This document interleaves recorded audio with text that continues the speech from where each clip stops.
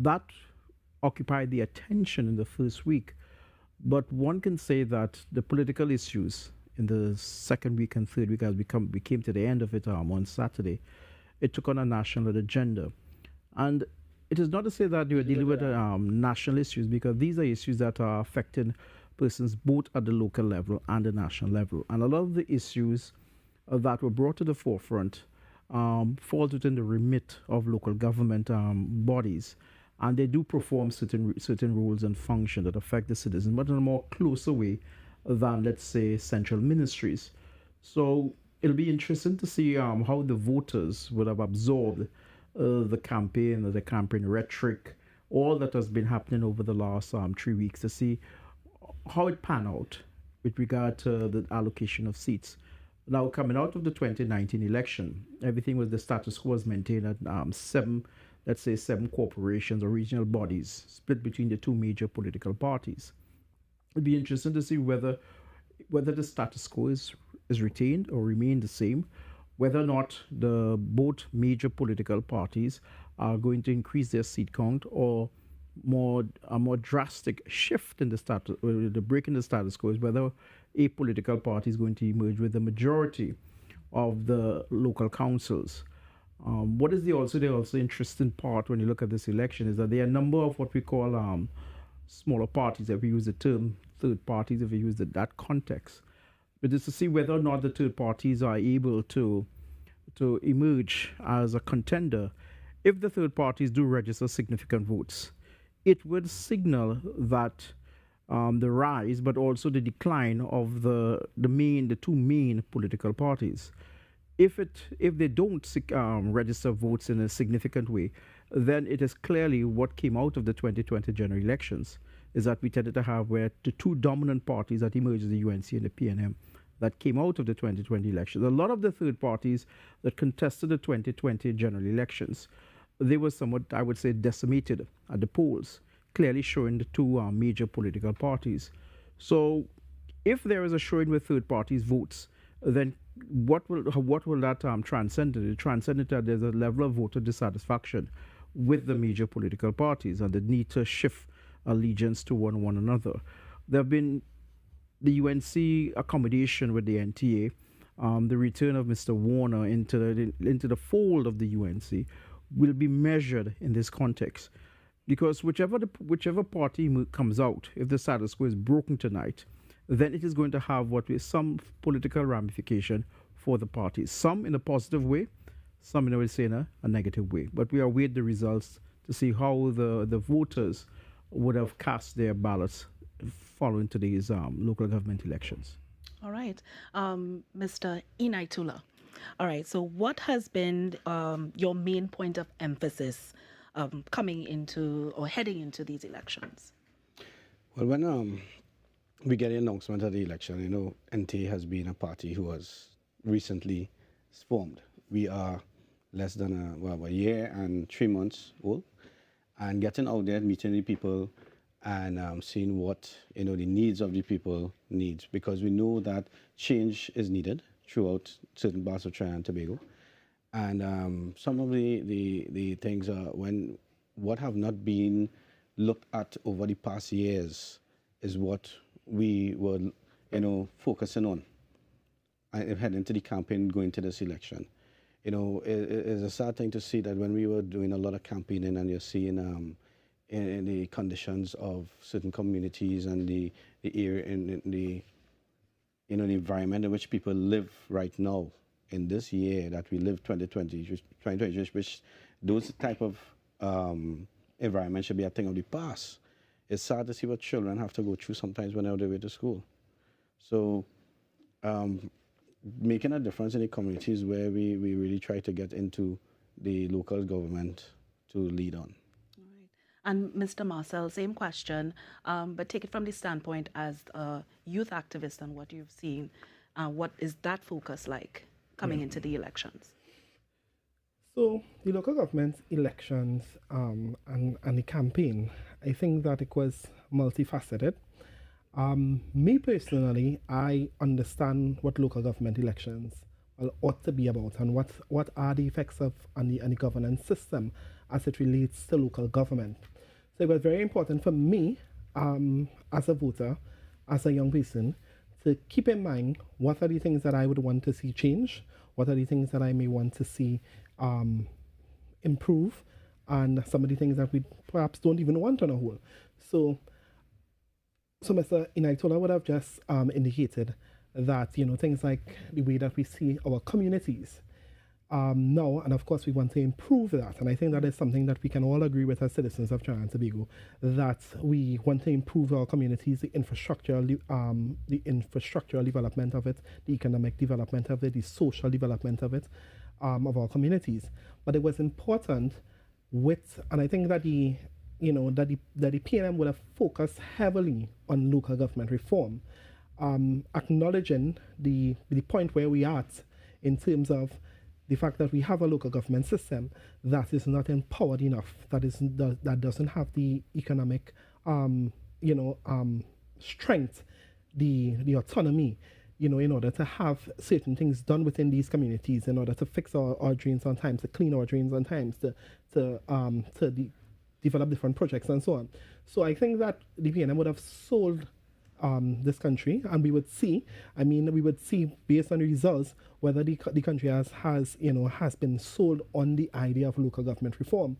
But regardless of the results, Ms. Carter, I think that it's important that we as a country realize that outside of election, whether there's PNM, UNC, NTA, whatever the case may be, that we really need reform. And it was important. Sometimes you see on the political peacock, for example, when you see past UNC members like Saddam Hussein and the former mayor of Shokonas and Dr. Surya Amratan Rambachan, all of them would have indicated the need for reform. However, because we know elections and the way how election goes in Trinidad and Tobago, sometimes these issues cannot be dealt with seriously. So you would have, a lot of dealing with national issues, like the issues of crime and house break-ins and those sort of things, sort of would have been pushed more to the front, whereas the local government, to me, wasn't totally fleshed out by all political parties other than the PNM.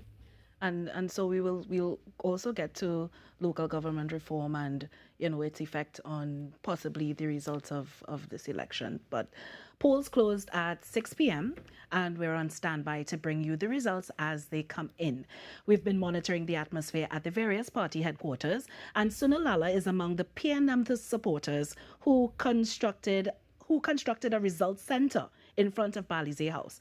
And Balize House is under construction. All right, but we will get to Sunil in a little while. All right, but Dr. Basdio, let's talk about local government reform.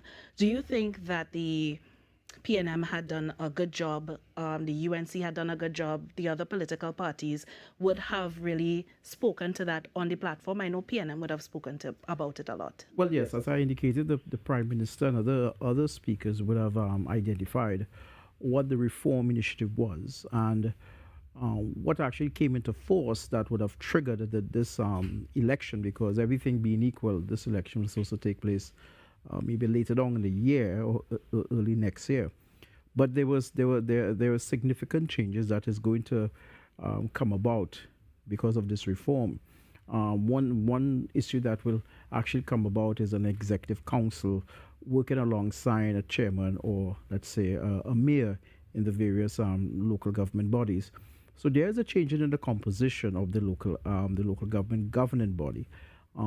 What is also the Prime Minister did also outline is that these local government bodies will now be given the responsibility not only for the collection of the so-called property taxes, but also be able to dispense or how to use the property tax within the various local government bodies.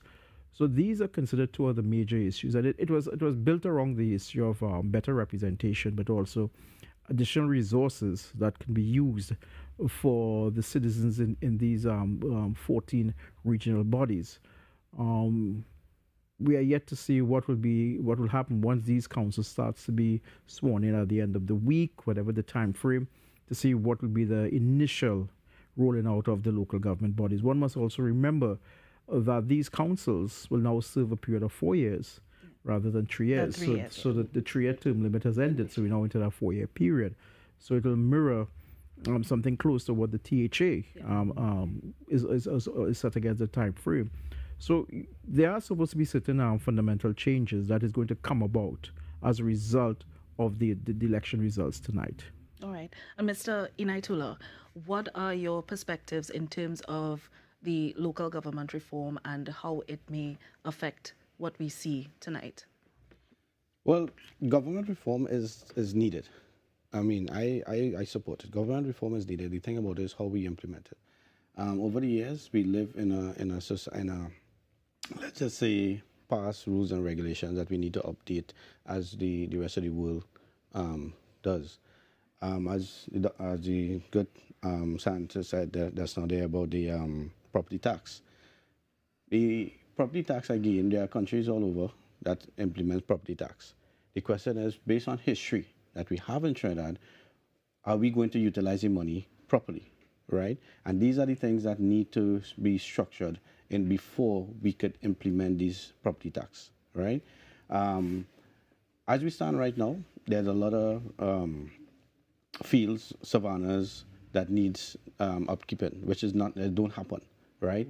Roads, constantly, year after year, only election time, you will see paving coming.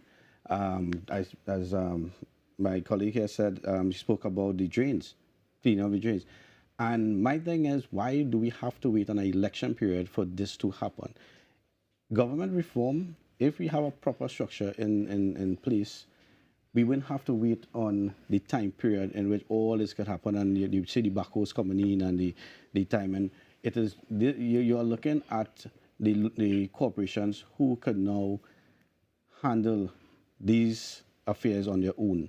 Because as I said, the money is coming in, they are collecting the fund, they could distribute the fund accordingly, because right now they're waiting on the general government for those funds to allocate.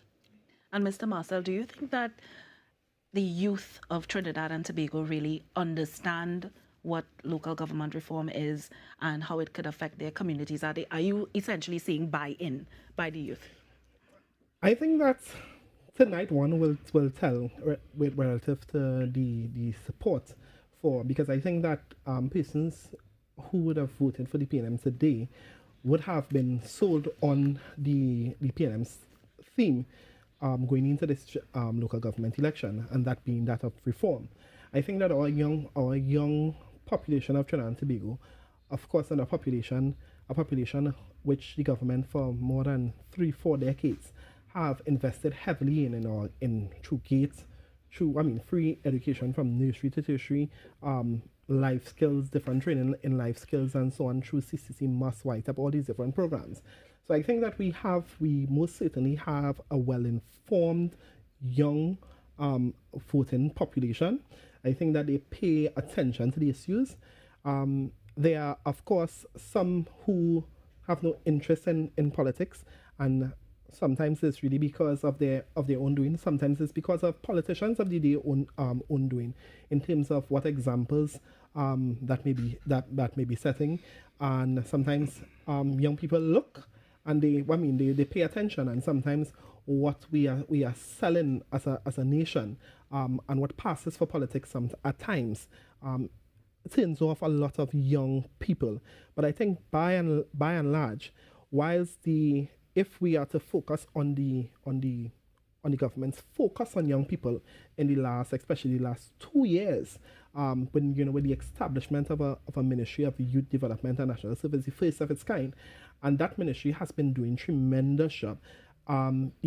Just recently, I recall the ministry would have brought a youth caravan to my community in Beetham Gardens, where you had all different programs like the YAP program, CCC Milat, all these different programs coming to the community. So these government services wrapped up in one, bringing it straight to the community. And a lot of young people in my community would have benefited from that. A lot of them would have registered for that. A lot of them are in the different programs. So I think that the young persons are benefiting in terms of a overall aspect. How would it translate into local government elections, and how we vote for local government elections may be a different thing. Some people see local government election, and even our young persons may see local government election as an assessment on central government. some may see it as an assessment on their local government councillors, but in which it ought to be. This time around, the People's National Movement would have included not only the aspect of the candidates, but the idea of local government reform. All right, gentlemen, so we are going to take a break right now, and we will come back with more discussion from our panelists. Stay with us.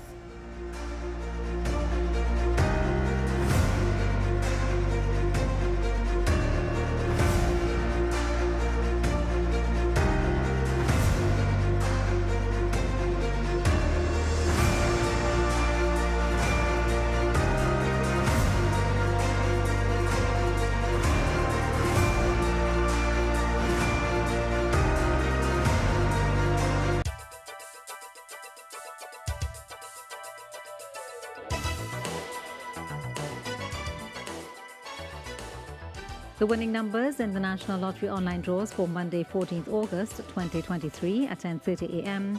Playway, the number 3 carriage, mega bonus ball called. Pick 2, the numbers 22 and 36 in that order. Pick 4, the numbers 4, 1, 2 and 4 in that order. At 1 p.m, Playway, the number 4 dead man. Pick 2, the numbers 24 and 13 in that order, mega ball called. Pick 4, the numbers 4, 0, 9 and 6 in that order. At 4 p.m, Playway, the number 18 waterboat, mega bonus ball called. Pick 2, the numbers 24 and 14 in that order. Pick 4, the numbers 9, 6, 9 and 0 in that order. And at 7 p.m, Playway, the number 32 shrimps. Pick 2, the numbers 21 and 8 in that order. Pick 4, the numbers 8, 9, 7 and 8 in that order. Cashpot, the numbers 20, 6, 4, 13 and 19 in any order, and the multiplier is 4.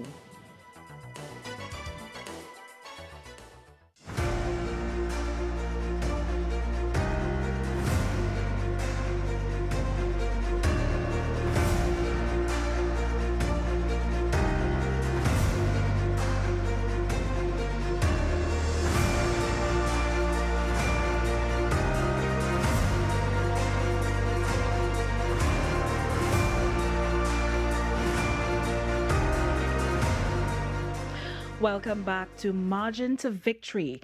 This is the local government elections 2023 right here on TTT.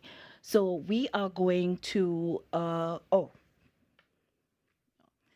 considered a marginal seat. Cora Paradise Tacarigua has changed hands over the past few years among the two major parties, the People's National Movement and the United National Congress.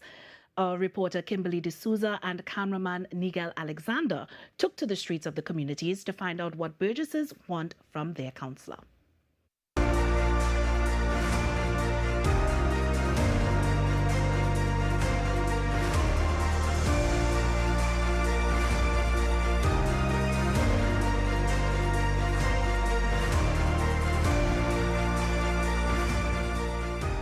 Now, generally, the Burgesses in the Cora, Paradise, Tacarigua area are pretty comfortable with the way things are. But when that councillor takes office on August 15th, they will have to address some of the concerns raised by the Burgesses. One thing I'd like to see some improvement in is the issue with the stray dogs being left on the Cora roads. While most Burgesses complain about the street lights or faulty infrastructure, the residents of the Cora, Paradise, Tacarigua area are lamenting the fact that outsiders release stray dogs into the district. One resident of Cora, Melissa Batty, said the dogs often make their way into her yard. I would see dogs with like pit bull breed in them and stuff. Yeah, so and I have kids, so that's an element of danger right there for my kids. Considered a marginal seat, the district of Cora, Paradise, Tacarigua was held by the United National Congress, UNC, when the district changed from Cora 5 Rivers, Tacarigua to its new boundary in 2003. 10 years later, in 2013, the People's National Movement, PNM, won the district with a total of 2,278 votes. In 2019, the district returned to the hands of the UNC under the incumbent, Councillor Prakash Sukhdev Bharath. In 2023, the PNM's Reginald Gregg is hoping to unseat the incumbent councillor and win the district under the Tunapuna-Piarco Regional Corporation. Clem Lampkin, a resident of Cora, shared his views on the area. Well, the bus working good and CPF handling this situation very good up on this side. But the only thing about this place right now is that the garbage. People who live out of the area would bring their garbage into our area. So if you happen to walk along the Cora Royal Road and you look down a precipice, you would see all sorts of things. Ms. Batiste reiterated a call for something to be done about the stray dogs in the area. We have a lot of people who walk along the road on an evening and in the morning. They would exercise, walkers, people riding bikes, and ever so often they would get rushed by the dogs. Meanwhile, those living in the Tacarigua district were generally satisfied with the community's infrastructure. The road up the mark here between me and you, to be honest with you. And the back drain, a big drain in the back road. We had the year flood here. If you get flood here, it does stay long. The mountain up there is bricks plenty. But resident Richard Bridgman highlighted some areas for improvement. Roads and open back truck probably need to work on it. Open back truck? Yeah, well, for like picking up the grass and stuff, sometimes they're a little lackadaisical. Local government elections are typically held every 3 years, but was most recently amended by law to 4 years. Kimberly D'Souza, TTT News.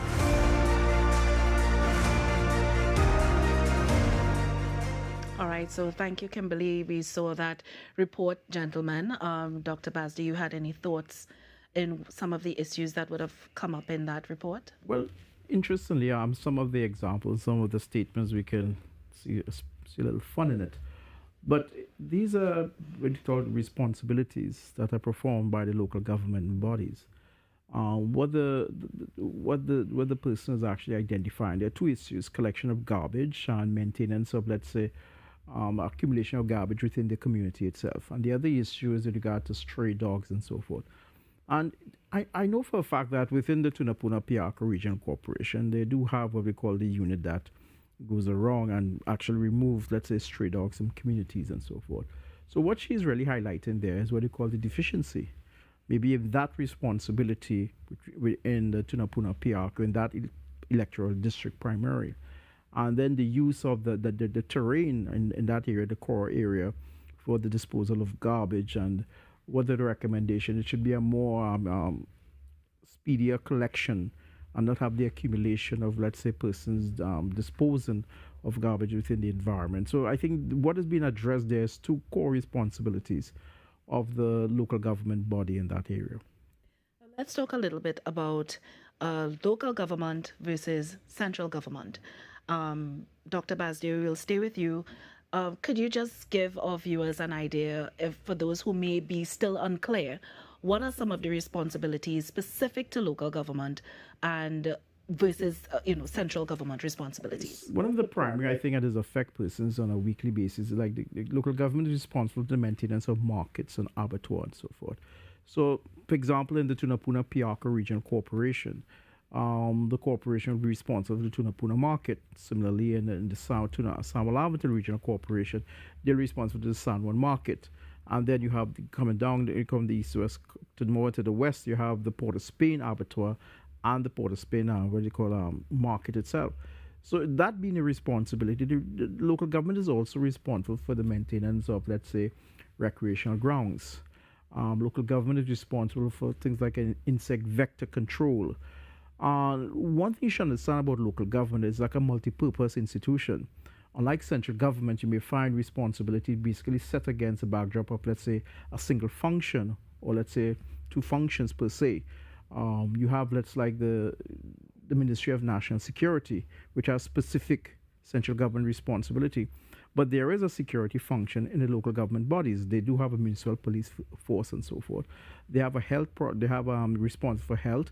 They have health for. They have responsibilities for recreation. So they have social development, and the collection of garbage and so forth. So they have sanitation. They have that responsibility. So local government bodies throughout Trinidad will have what we call a multi-purpose. The question is that whether or not this multi-purpose responsibility, is it too much for local government bodies? But you see, the way how these local government bodies are geographically distributed in Trinidad itself, they tend to look at the problem more at a localized level. And so the issues that may become the responsibility of a local government body may not be the responsibility of, let's say, central government. And if I could use the example, I would say a box drain. A box drain may be of a serious concern of, let's say, persons living within a street or within a particular area, may affect maybe about 30 to 40 persons.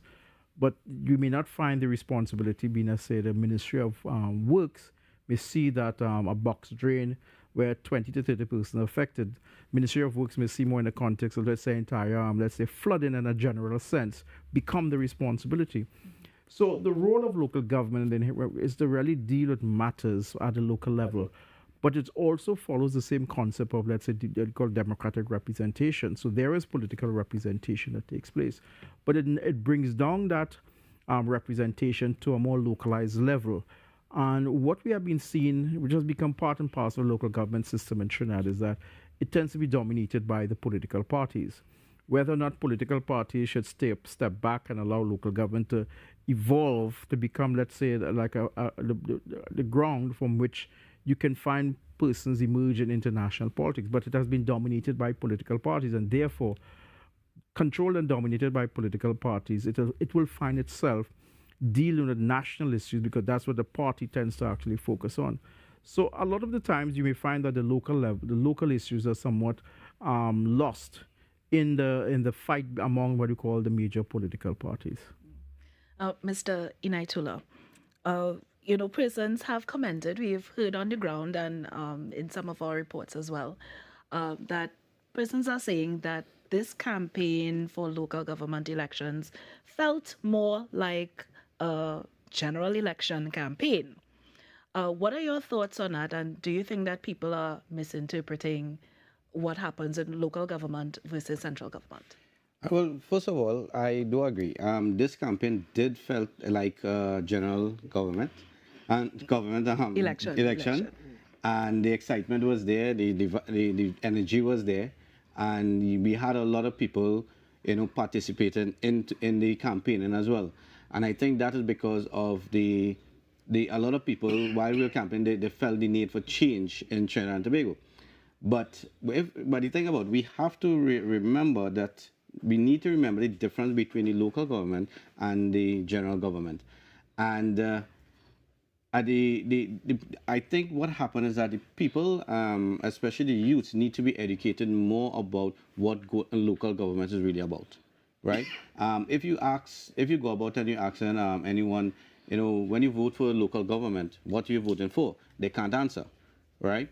I got messages, and I mean, we have discussion with people where people are actually thinking that the leader of the government is going to actually change, right? After this election, but you have to again remind them that this is not a government election.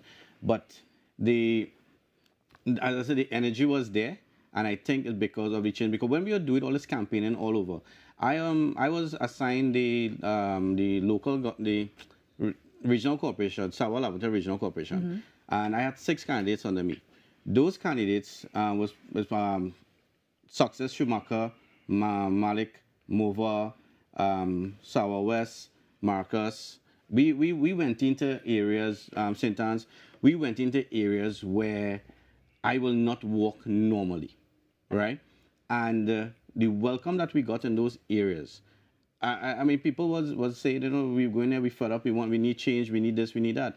But at the end of the day, when you look at the conditions, I mentioned this earlier on, when you look at the conditions these people are living under, they need to know that, okay, they need to come out and vote. They need to know that the local government is for community base, is for the picking up of the garbage, is for the cleaning up of the area, is for the recreation parks, so that they can have a better life for the youth, especially. Because when I grew up, when I was growing up as a young man, we could have ride our bikes. We had savannas to go and play in.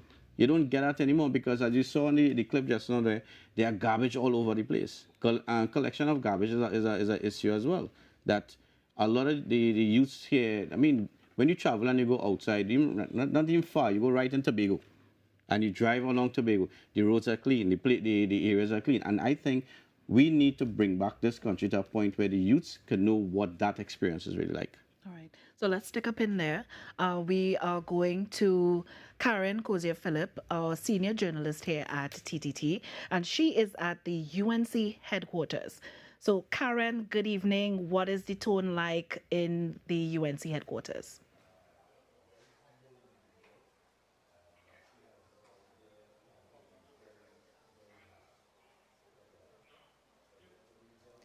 Good evening, Ayana, and good evening, Trinidad and Tobago. We are here at the UNC headquarters at Mulchan Suchan Road in Chaguanas, and we are giving you some preliminary results coming in here at the media room. One of interest is, of course, the district of Montrose, where the PNM's candidate and the UNC's candidate both have accumulated so far 536 votes. Of course, these are preliminary results. Just to give you a few more numbers here, Londonville Talparo, the UNC's candidate has 172 votes, and the PNM's has 26 votes.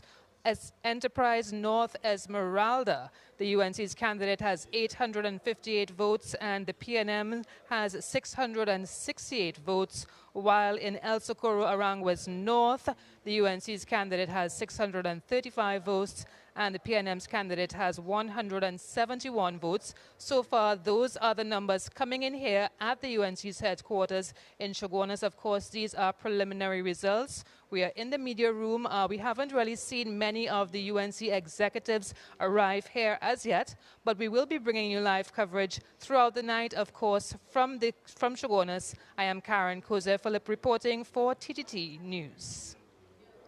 All right, thank you so much, Karen, and we'll be hearing more from her at the UNC headquarters throughout this evening. All right, so back to Mr. Marcel. All right, the tone of this campaign. What are your thoughts on that?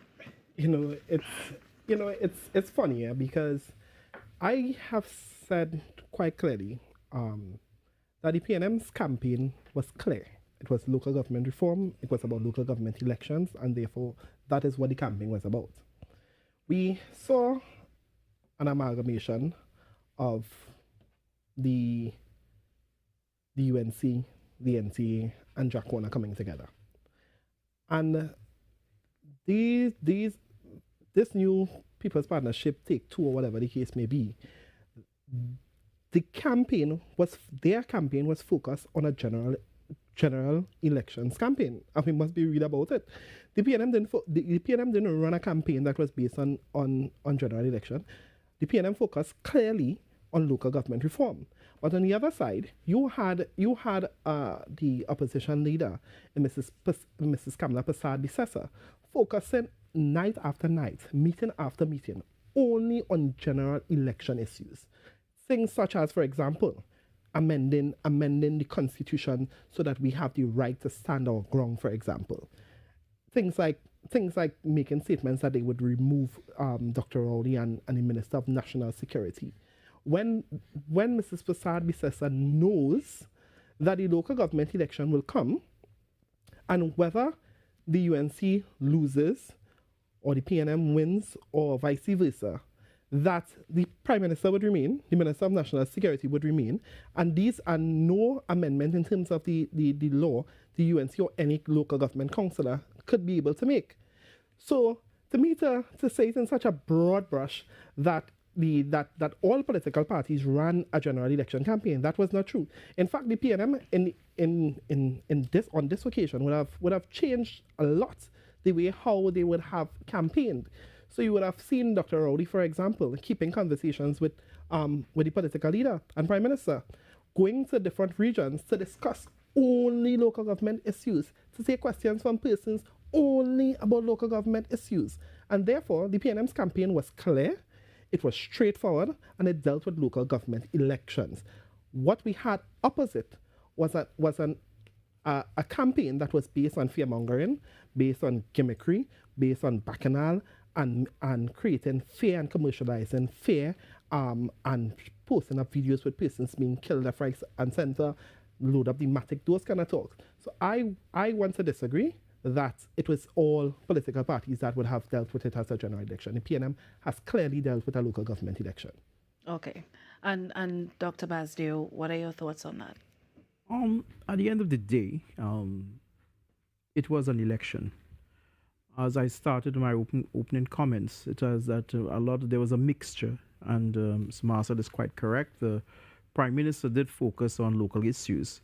However, the national issues tend to have been dominated, and it was used primarily on the platform of both the UNC and the other parties that were contesting the election. And it is because of the effect that these issues are having on a population, and the issue of crime, per se, came to dominate the elections. And I think what enabled the UNC to capitalize on it is, one, the use of social media.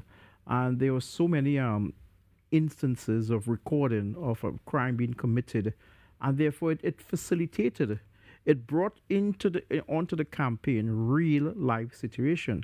It was not a hypothetical issue that they were referring.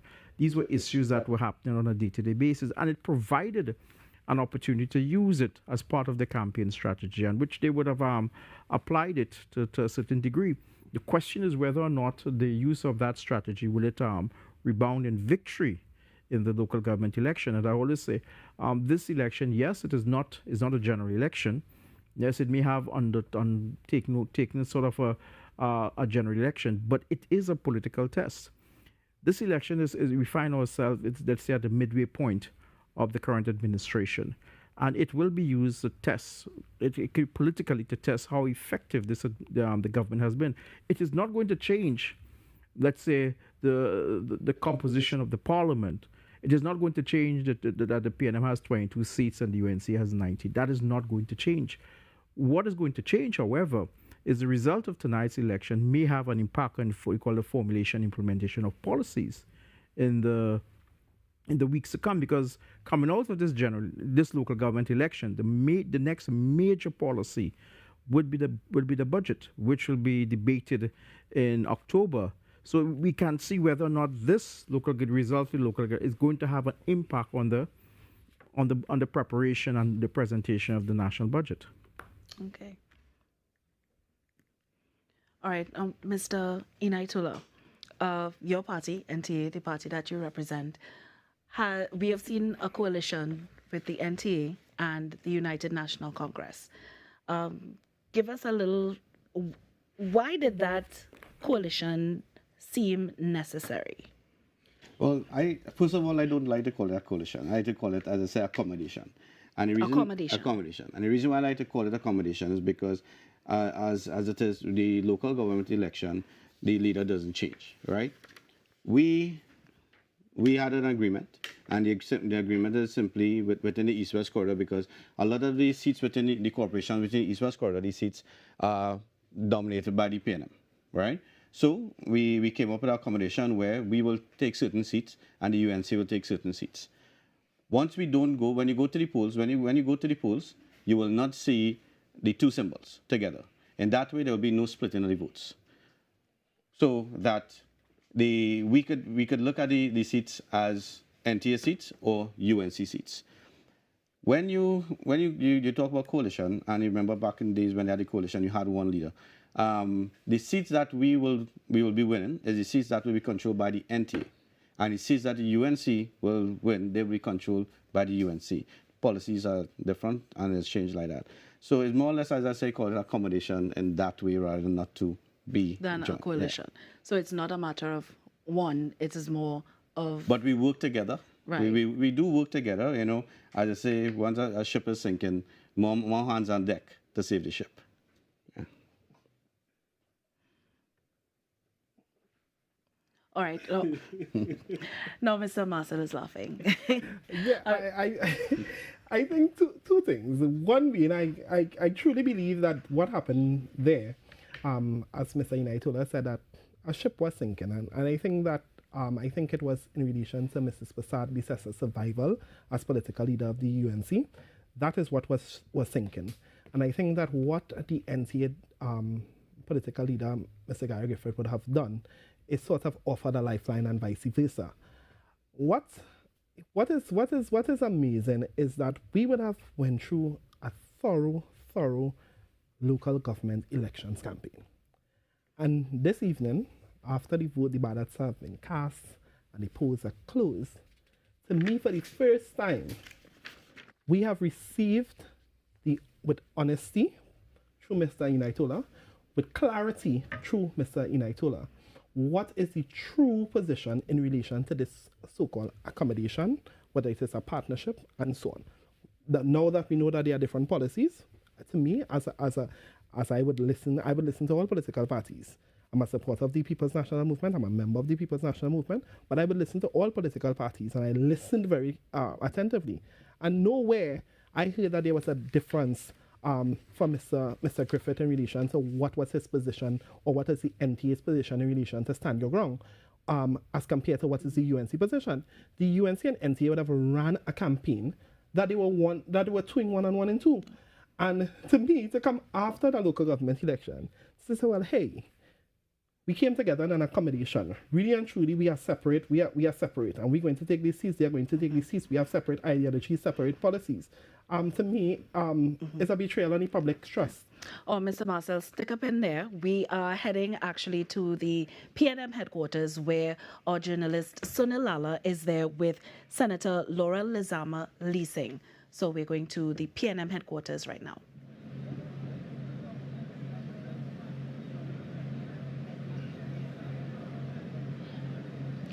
Hi, good evening. I'm Sunil Lala coming to you live again from Balize House in Port of Spain, just along on Tranquility Street, where it's slowly heating up here at the PNM's headquarters.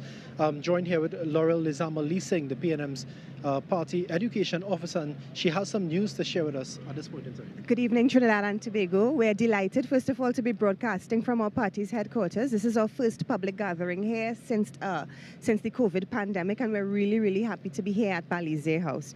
We're also very delighted. I'm here with, of course, Minister Simon de Nobrega and Senator Lawrence Hislop, who is the PRO of the Tobago Council.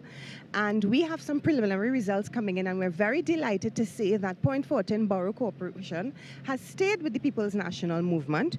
And we have our preliminary results, which indicate that the Electoral District of Egypt, the PNM, received 674 votes. The NTA received 211 votes, and the PEP 94 votes. So we declare the Electoral District of Egypt for the People's National Movement.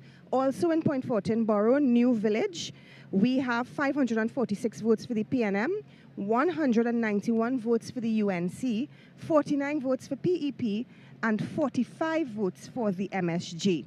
We also have Newlands Mahaika, which is in Point Fortin Borough.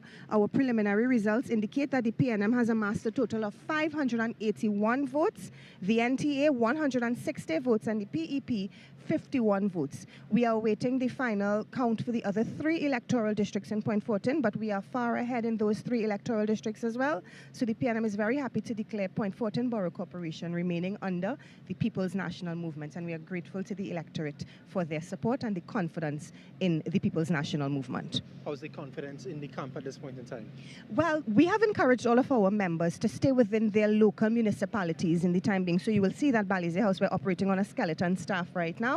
And we anticipate that after the results have all been counted, we will see a large number of persons coming in. So everybody's in their 141 electoral districts across the country. In Point Fortin, they are starting to converge at the main headquarters, Balize House in Point Fortin. There is a Balize House in Point Fortin. And they will be converging there very shortly because Point Fortin is clearly the one that is being declared the earliest. We also see that from preliminary reports, we are told, I don't have the numbers, but we are told that we've retained the 3 seats in the Superior Borough Corporation. Superior Borough Corporation so far, the ones that we held, which are Palo Seco, Erin, and Brighton Vesini. And we anticipate that we've done well in quite a few others, and we're waiting for the results for that so far. Right. So we're off to a good start tonight here. So I just want to turn the conversation to the Communications Minister Simon de Nobrega. What's the feeling like in the camp at this point in time? Well, we are optimistic. We are seeing our results coming in. As we go in Diego Martin, I am seeing the results coming from the 3 Diego Martin Central districts. Diamond Vale, Petit Valley, Coquerate, and Mount Coco, Alice Glen, both of which seem to be very positive. I don't have the final results as yet, but we are ahead, and we are ahead by a significant amount, especially for our local government campaign, and we expect to hold those 3 as well. I don't have the results for the others as yet, so I can definitely speak, as can Laurel, the overall atmosphere here amongst the PNM people here is one of positivity. We are expecting good results. We are expecting that the population will give us their confidence in this election, and we continue to do the work of governance. And I just want to bring Mr. Hislop into the conversation as well. What's the feeling like? You are the involved in the Tobago arm. What's the feeling like? Well, what I could tell you is that Tobago continues to support the People's National Movement. We are part of an entire family, and so it was just second nature for us to be here supporting during the campaign and being on the ground on election day. I had the privilege of being in Coquille Tarouba today with Teresa Lynch, and the activity is what the PNM is known for. We always pride ourselves in the election day machinery, and that was seen at Coquille Tarouba today with all the members, all the members who were there working hard, getting out there, pulling out the vote, and just doing everything that the PNM is known for on election day to get the vote out. And we really want to thank the electorate for continuing to put their trust in the People's National Movement. Because even in Port of Spain, we have preliminary results that in northern Port of Spain, we won, that's PNM 537, PDP 57, UNC 94. And we also have another one where we have the PNM 555, UNC 173, and PDP 50. And so we are doing the work. We did the work. We went out during the campaign. We went out there today, brought out the vote, and we are confident that the results will prove that. Thank you, Mr. Hislop. Of course, there's a lot of news gathered there just from this conversation already. Ayana, it's back to you. This is the latest from the PNM's headquarters at Palisade House. All right, thank you very much, Sunil. And as we're hearing here, the PNM has declared point voting, and they're making some moves in Siparia according to preliminary results. But just before we discuss that, we are going to a package on Coquille Tarouba. So we're going to look at that now.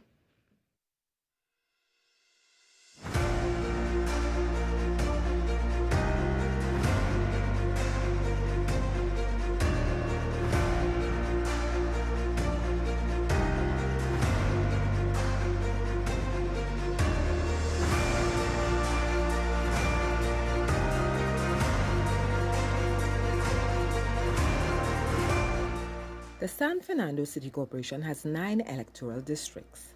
After the 2019 local government elections, the city's council found it was divided. But with 6 districts under the People's National Movement's control, Junior Regrello was chosen to preside over the council. TTT News spoke to residents of Coquille Tarouba, one of the city's districts, about how they would like to see their communities improved. Kimberly Gobin highlighted some of the changes she believes are needed in her area. We need proper drainage. The neighbors need to come out and interact with each other, because without neighborhood, nothing cannot be done in the community without the help of others.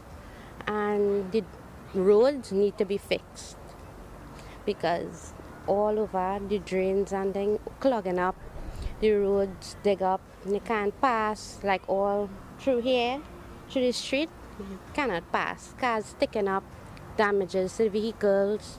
Another Tarouba resident, Shadrach Kedu, had his own opinion about how the district needs to thrive and grow. They have 2 grounds in Tarouba, one to my left and one to my right, and they're not active right now. People might just jog around the grounds. They don't do anything, like they say, to uplift the community by letting the youths and them play cricket or football and go somewhere in life with it. So I would like the grounds to be active and the community center to be open, and netballs and other productive things could be happening. Meanwhile, in Kokie, Chet Sutton said he was concerned about the youths in the area. The drainage is very poor because the water overflows in the road.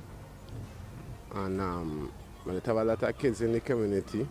And it have a lot of unemployment in the community as well too.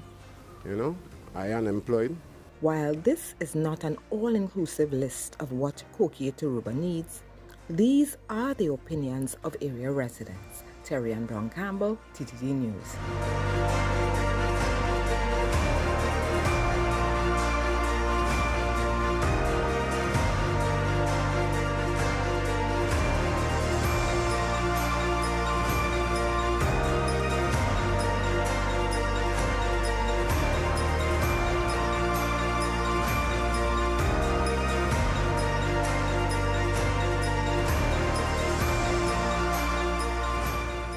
Thank you, Terry Ann Brown Campbell, for that on Kokie Turuba.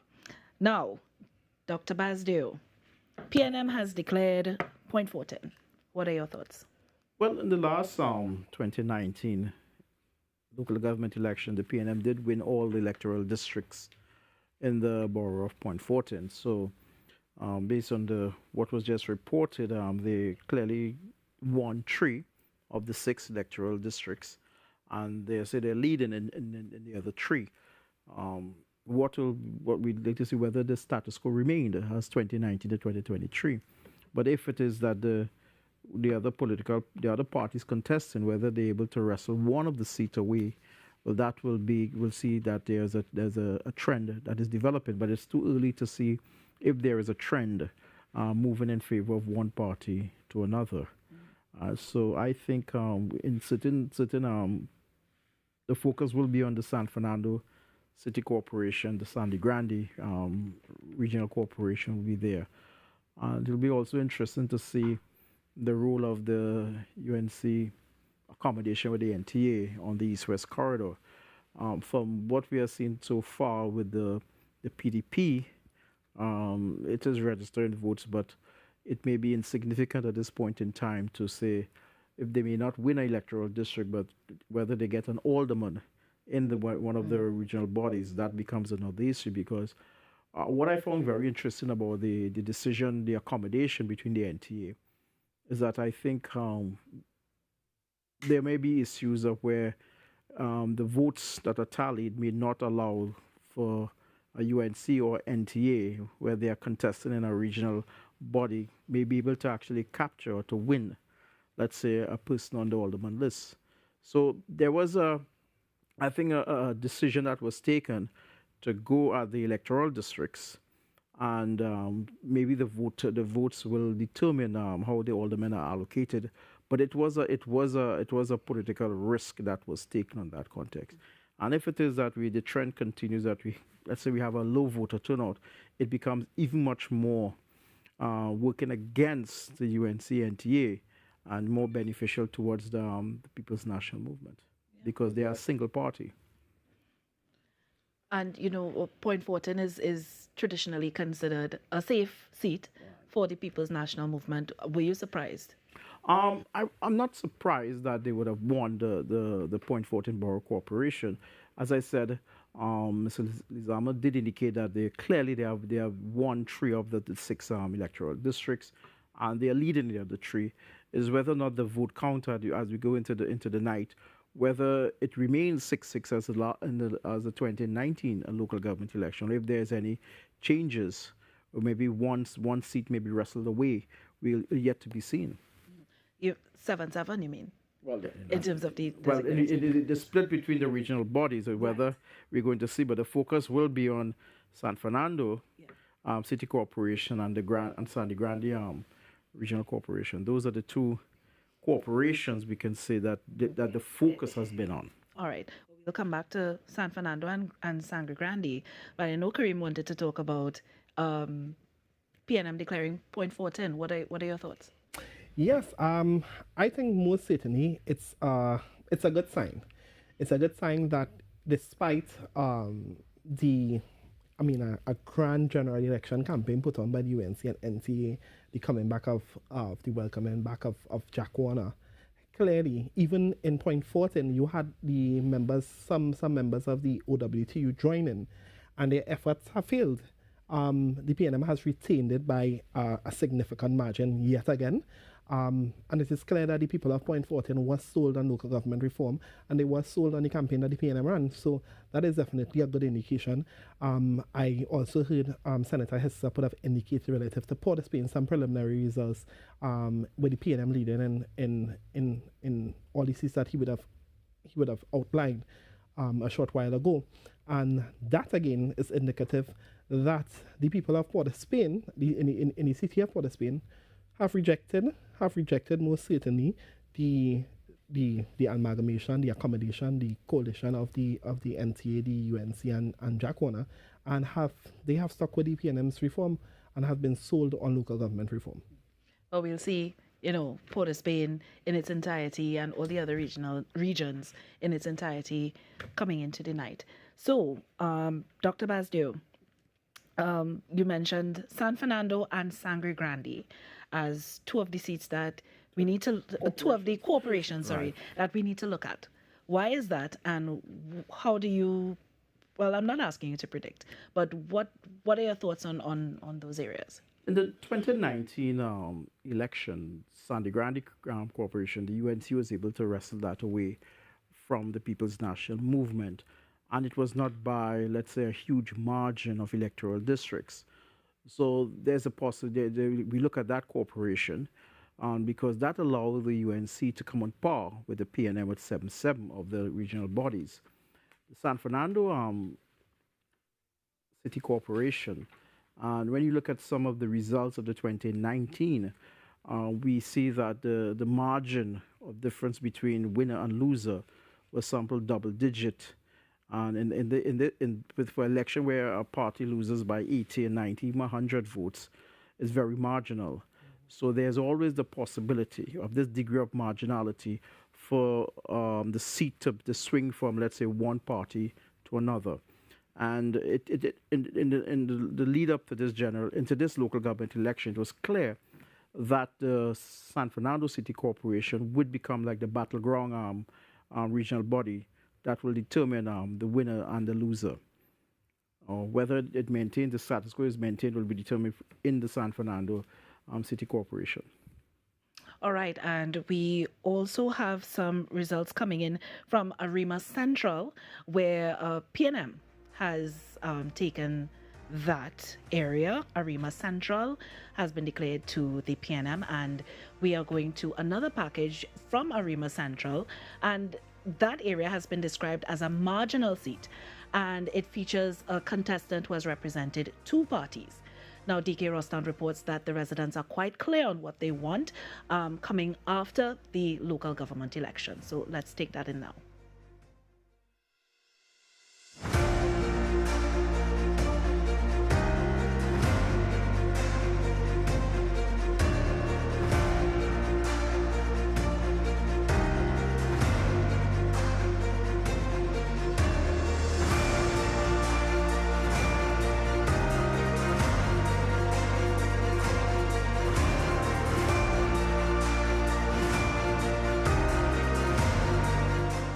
So I live in Arima for a long while, right? One of the problems we're having now is that the new schools are built. It have a lot of traffic on the road on evenings, right? It have no traffic lights, there are no sort of directions. Everybody just haywire when it reaches that hour. That point was explained further by a resident who chose to remain off camera. Well, the problem we're having right now is children don't have a crossing, because we have a school ANG, and when children have to walk out of the school, people can see the crossing. So it's either they paint it over and make it visible for people to use, because a lot of children be crossing the road probably to go to lesson, probably to go to home, and that is the only issue I have, and bad roads. Lazarus Black mentioned the caution lights around the school area, but also how the system could be improved. The light has been there, and the through there, and it just be like that's the amber alone, but it has a preschool inside of here, and that's why I think it's more wise to put like a press button for the so the children will cross over easier now, because the number will actually stop. And also what I think lower down has two schools, early childhood care and plus the primary government school there in by Massey's there, Mandalay there, and I believe they need to put a light there too, because the children is be crossing up and down there on that side there too. We spoke with Mr. Black on the corner of Pope Avenue and Tumpuna Road. We also looked at the pavement along Daniel Trace that allowed pedestrians to walk safely along one side of the road. From Daniel Trace to Hiley Avenue is where we encountered another issue that the residents want addressed. When this drain take water, you don't see the edge of the road. You don't see the edge of the drain on this side. Water has spill over in the road. Right? Sometimes children playing, them children be playing in the road with a little ball. If you had the railing, it could stop them from going down in the drain. They all be asking for on this side here, you know, in Hiley Avenue. Just a railing from by the with a black car coming out the way it stop to down on this side.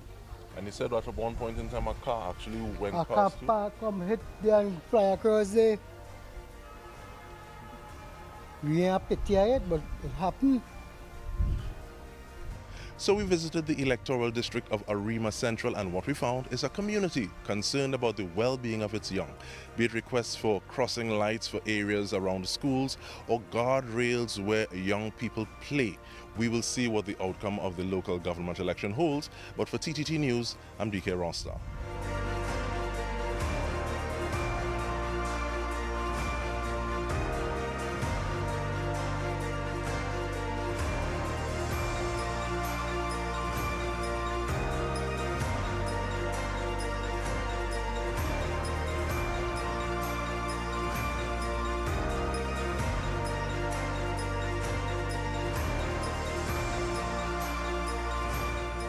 Thank you, DK. He spoke to residents at Arima Central, where we can officially declare that the PNM would have won in that area. We also have two other sets of results.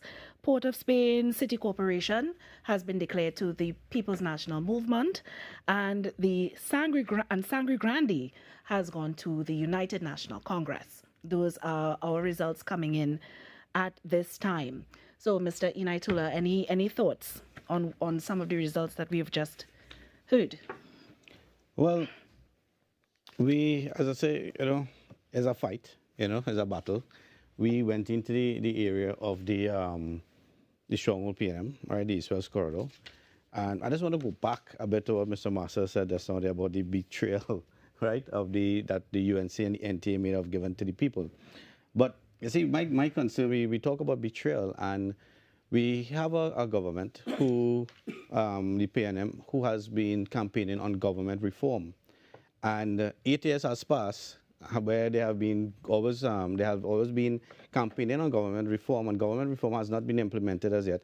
And I'm hoping, I mean, government reform will be implemented soon, because then we are going to another 3 years and another government reform campaign is going to start all over again. And we're talking about betrayal where, you know, we have a government who has clear control of certain corporations who could do so much for the people. But yet still, we have so much bad roads. We have so much, you know, again, we talk about the garbage all over the place. Someone talk about the stray dogs. Someone talk about, you know, the recreation grounds. That, to me, is what betrayal really is, you know, because the people give the PNM a chance, and, you know, but somebody sees that they are giving them another chance. And I hope that the PNM could step up the game and do something for the people to make their life and their community better than what it is now. All right, Dr. Basdeo, our latest results. What are your thoughts on those coming in? Arima Central, Port of Spain City Corporation to the PNM, and Sangre Grande to the United National Congress. Well, if it is that the Grande Corporation has gone to the UNC, then so far as status quo has been maintained. So the PNM has taken the Port of Spain Corporation. The Grande Corporation has gone to the UNC. So the question is, where will the fight be now? So in the 2019 election, the Grande Corporation gave the UNC the 7 that it was required to split it between 7-7. So now is whether that stand for the night, or I think the focus will be in the San Fernando City Corporation. now that we have the results for Grande. one of the areas that we were previously discussing. So San Fernando, you think, is next to determine I think how we'll determine this week. All right. And Mr. Marcel. Yeah, so, well, I just want to respond to Mr. Inaitola's statement relative to the PNM's and the government's betrayal in relation to this local government reform. Local government reform is a process, and a process that would have started in 2004 with a draft policy on local government reform from the Ministry of Local Government at the time, and it was aimed to decentralize, many of the government services so that it will, break down and go closer to the people. It followed in 2006 with another white paper on local government reform produced by the ministry, and in 2009, that white paper was sent to the parliament, and it became a green paper. So that process, in terms of the policy framework that was set up for local government reform, that is what the PNM have been doing. And whilst in 2012, the United National Congress would have also seen the need for local government reform, and they too would have taken a policy on local government reform in 2012. And if you check the minutes, the notes of cabinet and cabinet minutes in terms of local government reform in 2014 and 2015, you realize that the People's Partnership was also carrying out that continuance duty in relation to what the PNM started with local government reform. But when we say that the PNM has done nothing, well, has delayed this process and so on, that may be a bit unfair, because we know that in 2016, Dr. Rowley would have approved the draft policy on local government reform for the PNM and the PNM administration to use, and it followed it being sent to the Joint Select Committee in September of 2020. It came back. It was consulted on by both opposition senators, independent senators, government senators, and so on, committee members, and we came to the point in 2022 where the government would have, after receiving its report from the Joint Select Committee, which was an objection, something that the government did in order to appease the opposition, because the government was already ready to go right away to the amendments. The opposition would have indicated that they wanted more consultations on it, even though the PNM would have held consultations across Trinidad and Tobago. But we reached a point where the Joint Select Committee would have made their recommendations, the Parliament would have accepted it, and would have bring that into the Municipal Corporations Amendment Act and the bill of 2022. And of course, that is what would have led us to this local government reform. So it was a process. The PNM was committed from it from since then, and it's now being materialized now, due to drastic measures that and more innovative and straightforwardness that Dr. Rowley would have led in order to make this possible. All right, so the discussion continues. This is Margin to Victory, Local Government 2023, right here on TTT. We take a break now, and we'll be back with more on this.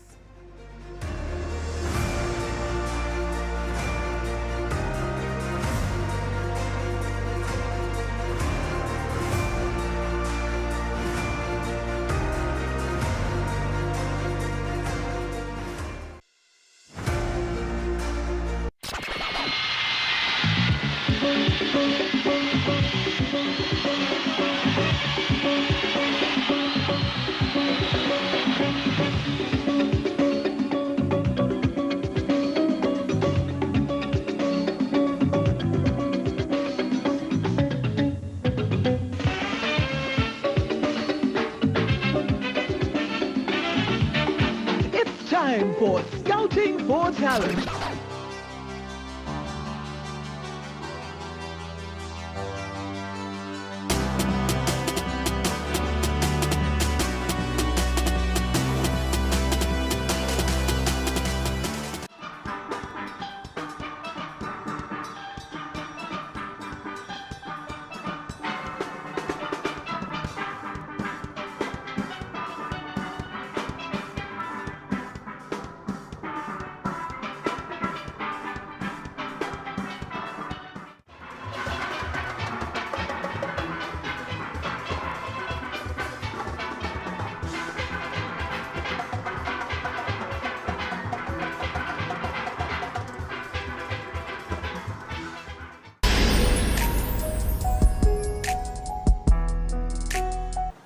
I mean, who would have thought that I'll find her preaching? Anyway, what's my own? I sure found her. She's willing to testify that she was actually frolicking in the office of Uncle CMD. But we need something stronger. Something stronger? What are you talking about? I don't see anything. It looks normal to me. This looks normal to you? 40 million naira. Oh, I'm sorry. That's how much your mistake would have.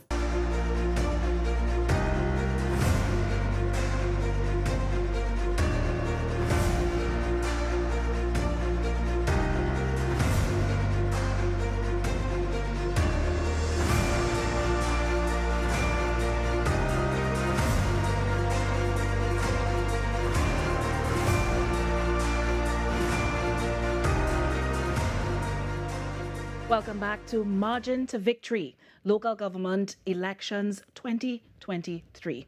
All right, and we would like to thank Mr. Kareem Marcel, youth activist, for joining us on our set this evening and having our discussions. But now we have a new member of our panel, Member of Parliament for San Fernando East, Brian Manning, is joining our little discussion panel here on local government elections. Good evening, all. Thank you so much for having me. Right, and welcome to our panel. Thank you. All right, so Minister Manning, tell me a little bit about what your thoughts are on the results that we have seen so far. Yes, well, we aren't really surprised by the results thus far. We knew this would be an extremely competitive and in some cases close election, local government election, and we would have done all possible to really work the ground, work with the people of Trinidad and Tobago, try to inform them and present them with exactly what the government is proposing, which was local government reform. We focus on that major issue. I think we've all accepted that the current local government system is broken, and we decided to offer, after years of consultation and going back and forth with different discussions, a plan for improving and really bringing the local government system up to an international standard. That's really what it's about. All right, and of course we'll have more results as they come in real time to our viewers and of course to our panel members as well. All right, so Dr. Basdeo, we noticed that this year among the minor parties, let's say minor parties, we have the Unity of the People, the UTP, and the Progressive Democratic Patriots. They are parties traditionally, based in Tobago, but they've thrown their hat into the ring in our local government elections here in Trinidad. What are your thoughts on those parties in particular throwing their hats into the ring this year? Well, these political parties, which is homegrown in Tobago, and the attempt to actually, let's say, spread their wings into what we call a national format, in that they would have been part of what we call the THA local government, the THA elections. But the attempt is to actually bridge the divide between Trinidad and Tobago, to test the waters to see whether or not there is appeal outside of Tobago. It's interesting to see how these smaller parties, these Tobago-based parties, how they perform in the elections. Although they may have not contested all 14 regional bodies in Trinidad, but the seats that they would have had candidates in, it'll be interesting to see how the voters in Trinidad respond to the candidates from these two minor political parties that are Tobago-based primarily. Mm-hmm. And well, the PDP, they've contested the Port of Spain seats. Right. And well, we've seen where Port of Spain has gone to. It's been declared to the PNM. Do you think that they would have made a dent at all, or what are your thoughts on that? The only way we can say whether the PDP would have made inroads into the Port of Spain City Corporation would be in the area now of the alderman list. Whether or not the party would have garnered enough votes to secure the percentage of votes required for one of their names that they have on the alderman list to be part of the council. Otherwise, if that is not achieved, then one can say that the party had a very dismal showing in this local government election. So it comes down now to, now that we know the result, is to see the votes now, whether they're going to qualify for having an alderman on the council. Do you think that that their experience here in the local government elections would spur them for the general elections? Well, as you said, the general election they are about more than a little over 24 months away. So they have the opportunity from the experience in this local election to see what they can do and what they can put in place if they decide to contest the general election. All right. Now we have another package on Mayaro North, and this is one of the two new districts created by the EBC. So TTT News spoke with a few residents who were quite vocal in what they think their next representative should address to make the community better.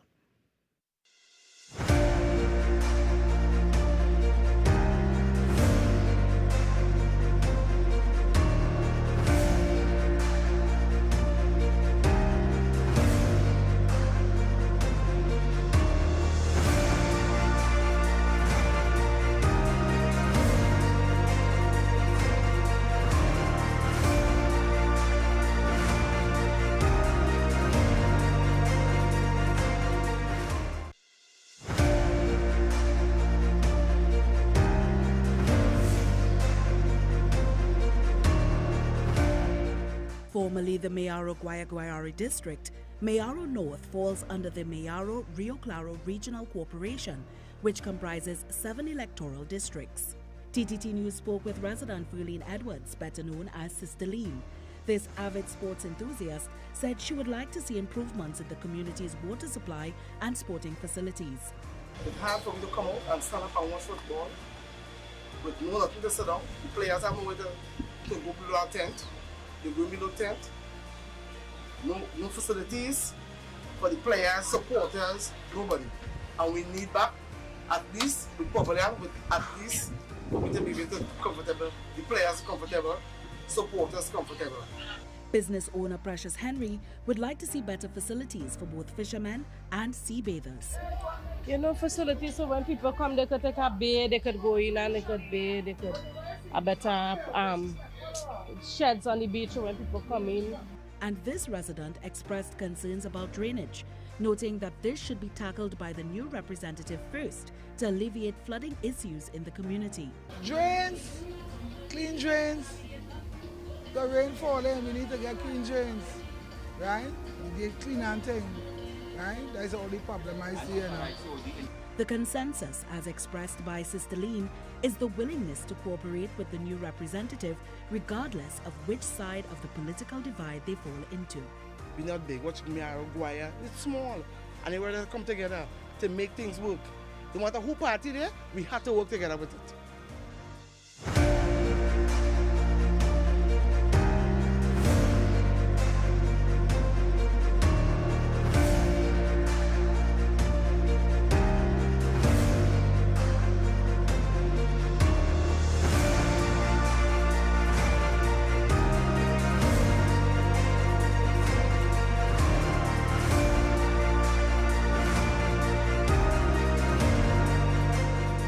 Just before we head into our discussion, we have some results of districts within the corporations, and we have some of those results.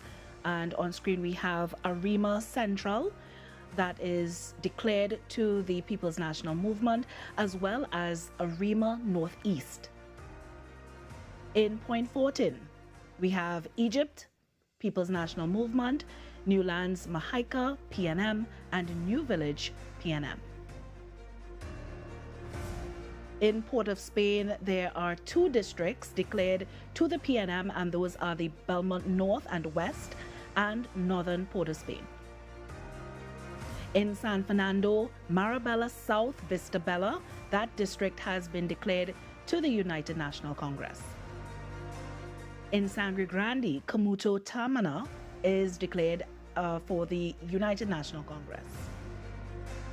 In Siparia, Mondesir, United National Congress, Brighton Vecini, Utahiti no, that's Brighton Vecini, my apologies, Erin and Palo Seco to the People's National Movement. All right, so we have just a few districts and where they have been going so far. Minister Manning, what are your thoughts?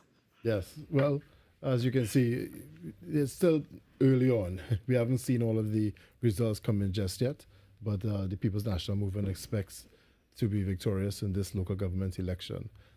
It's a neck-and-neck fight, especially in many of the battleground areas, San Fernando in particular, also Sangre Grande, but we'll see what the other numbers look like when they come in. And Mr. Inaitula, we've seen some districts declared. What are your thoughts on those? Well, I'd say it's still early in the game, and we're looking to see the UNC or the NTA make some, some mark on the chart there, and we wait and see what's going on. Right. Dr. Basdieu, we've seen some of the other districts declared: Arima, Point Fortin, Port of Spain, San Fernando, Sangre Grande, and Siparia. So far, what are your thoughts on those? Well, I think it's early to actually gauge how the trend is going, because it is just in some of the regional bodies we find declaration of, let's say, firmly in favor of one or two of the major political parties. So we are seeing San Fernando, there's a seat declared, Marabella South Vista Bella. The UNC did win that in the 2019 election by a margin of 905 to 777 to the PNM. So if the trend continues for the San Fernando City Corporation, we are seeing that we're waiting to see how the other electoral district actually panel, because in that particular the city corporation, there are a number of seats that were won by small margins. So it was good to see whether it carries through, and if it remains, then the status quo will remain as is following the 2019 local government election, 7-7. And, we are going to bring you the results as soon as we get them, district by district, and we will bring them to you as soon as we get all of them. All right, so Dr. Basdieu, we've spoken about the minor parties. What are some of the campaign, on the campaign trail, you'd have seen them making declarations, both minor and major parties? What are some of the issues do you think would make the difference? The smaller parties would have actually had campaign on various issues, but how many of the smaller parties were able to actually be on what we call the national limelight, and say the Trinidad limelight, other than the NTA, which would have shared platforms with the UNC. The other smaller parties, we didn't get, as I said, that information coming into the public domain. Even when you look at some of the main media houses, they didn't carry much of the news relating to the campaign that was done by the other, let's say, the minor parties. So it is difficult to gauge what they would have actually been offering. But I think they would have had what we call issues that they think was beneficial for the population of Trinidad with regard to local government reform. As I said, the question is that following the 2020 elections, the result of the 2020 election had literally decimated what we call minor political parties. It was clearly a straight race between the PNM and the UNC. And this local government election, which is midway, will determine whether or not the minor parties is the trend that started in 2020. Does it carry through in this local government election? Because it will be something that will need to be considered as the next 24 months for general election, because whether the accommodation would have worked in favor of the UNC NTA if it did not work out in this local election, which is really a trial. It will determine whether that accommodation would be broadened in a general election scenario. So it will be interesting to see how the minor parties actually perform, and whether some of them are able to actually save off losing their deposits. Let me add that this accommodation was an act of desperation on the part of the opposition. They realized that they were up against a formidable government during this period of time, and decided to throw themselves together just for the effort of winning an election. This country has had a history of these political accommodations falling apart every single time. They never last. They never have the strength to really manage things properly while in government. The People's National Movement has always declared that we will win alone, we'll lose alone. And we have a set of values that we present to the people of Trinidad and Tobago and that we carry over into governance. And if you want to join the People's National Movement, you have to be in line with those values. Otherwise, there's another party for you. But we do not jump into bed with different political parties just to win an election. And that's exactly what happened here with the opposition forces. Mr. Inaitola, you'd like to respond to that? Sure, why not? So we look at it as, so as I said, is an act of desperation. I don't see it as an act of desperation. It's an act of jumping to the needs of the people out there. And and I'm sorry that Mr. Marshall has left, because he responded to my comment a little while ago about the government reform. And we are talking about government reform, the process of the government reform, and the years that the government reform is taking to complete. But what is going on while that process is taking place? Who is in control of the monies in the government, the central government, that is, which is the PNM, and what is really taking place right now? Is it that the roads is going to be at halt? The fixing of the roads are going to wait until government reform bill is passed? Is it that the cleaning of the drains and the garbage disposal, all these things are going to wait until the government complete the process of the government reform? So what we did, we came together because we see that the people needed help. They needed to be saved, and we jumped in and we put our best foot forward to accommodate that. Allow me to explain to the population exactly what happened. Coming out of the COVID crisis, we would have had to divert a lot of our budget, which was meant for different things for the fiscal year, to ensure that our public servants, our subsidies and transfers, all of those things were paid for. So we would have diverted funds away from infrastructural work, roads and so on, and would have channeled those funds into those necessities to keep our public service employed and also to fund our parallel healthcare system, because those became essential. So that's the reason why many of our infrastructural projects on our roads fell apart during that time. There was just no funding. We had no revenues at the time because, if you remember, during COVID, oil and gas prices fell to zero. In one case, it fell to less than zero, negative. So we diverted those funds to protect the people of Trinidad and Tobago. What we are proposing here with local government reform is that funds raised through property taxes and other forms would be used within the communities in which those funds were raised. That means going forward in the future, if anything happens, we could not divert funds away from local government bodies. So that's a major part of reform. And we have offered these reforms to give our municipal corporations more autonomy, also more funding to do the work that needs to be done. We have asked the opposition, if you are opposed to local government reform, what are you offering? And instead of getting comments of this could be improved or that could be done better, we get stories about what watch the Prime Minister is wearing. How much does his watch cost? We get empty the clip. Everything to distract from discussing actual local government issues. And that is what we have been about from the very beginning, to offer the people of Trinidad and Tobago a better way in funding and executing local government projects. All right, and just going to take stick a pin into our discussion. We have another package, and this one is from the Electoral District of Enterprise South, Londonville North, that comprises an electorate of over 9,000 registered voters. However, in recent years, voter turnout has been low owing to disenchantment by residents within the district. Sherilyn Lewis has more in this report.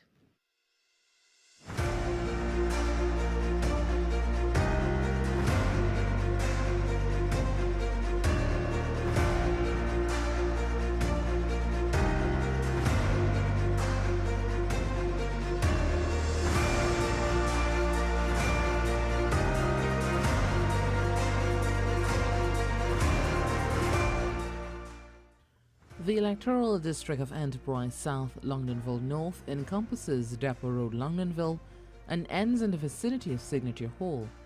With 7 polling divisions in 2019, a new polling division, 2800, was introduced. This saw an increase in the voting population. The battle in 2019 local government elections was slim, with the UNC nabbing the district by 3 votes, defeating Ronald Hira for the PNM, who was a long-standing councillor. During a visit to the district, residents expressed a myriad of concerns. One shopkeeper complained about the lack of representation and neglect for her community. In our community, we really don't get anything done.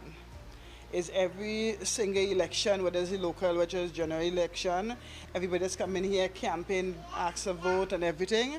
And yet at the end of the day, we always been forgotten. We have to spend our own money and buy pitch to put on the road. When the rain falls, the road is muddy. Nothing ever gets done inside of here. Young single mother Natalia said youths are idle and weary as there are no opportunities for them to engage in productive activities. There are plenty of things we face within the community like drainage, and people as single mothers around here and no help concerning work-wise. They will tell you that you're getting through it at work if you vote for this party or another party, and it's really not making sense because it has drainage. Some people roof blowing off, roof is leaking, and as we as young youths would like improvement in the community. For the youths, because I have young kids, that it could have a little football, the community center could be open up, it could have youth group programs, like basically the littlest thing will count in the community. Another resident believes that the district has been forgotten completely and wants to see the crime and violence which plague certain areas addressed. The enterprise stagnant because he was the last man who really doing something for enterprise. He started the community center, and since Mustafa leave enterprise, he leave the surroundings there. Nothing to do for enterprise, you understand? We have children enterprise, you know, go free to go outside. With a few days to go until the election, residents are hopeful that Enterprise South, Londonville North can get proper representation. Charlene Lewis, TTT News.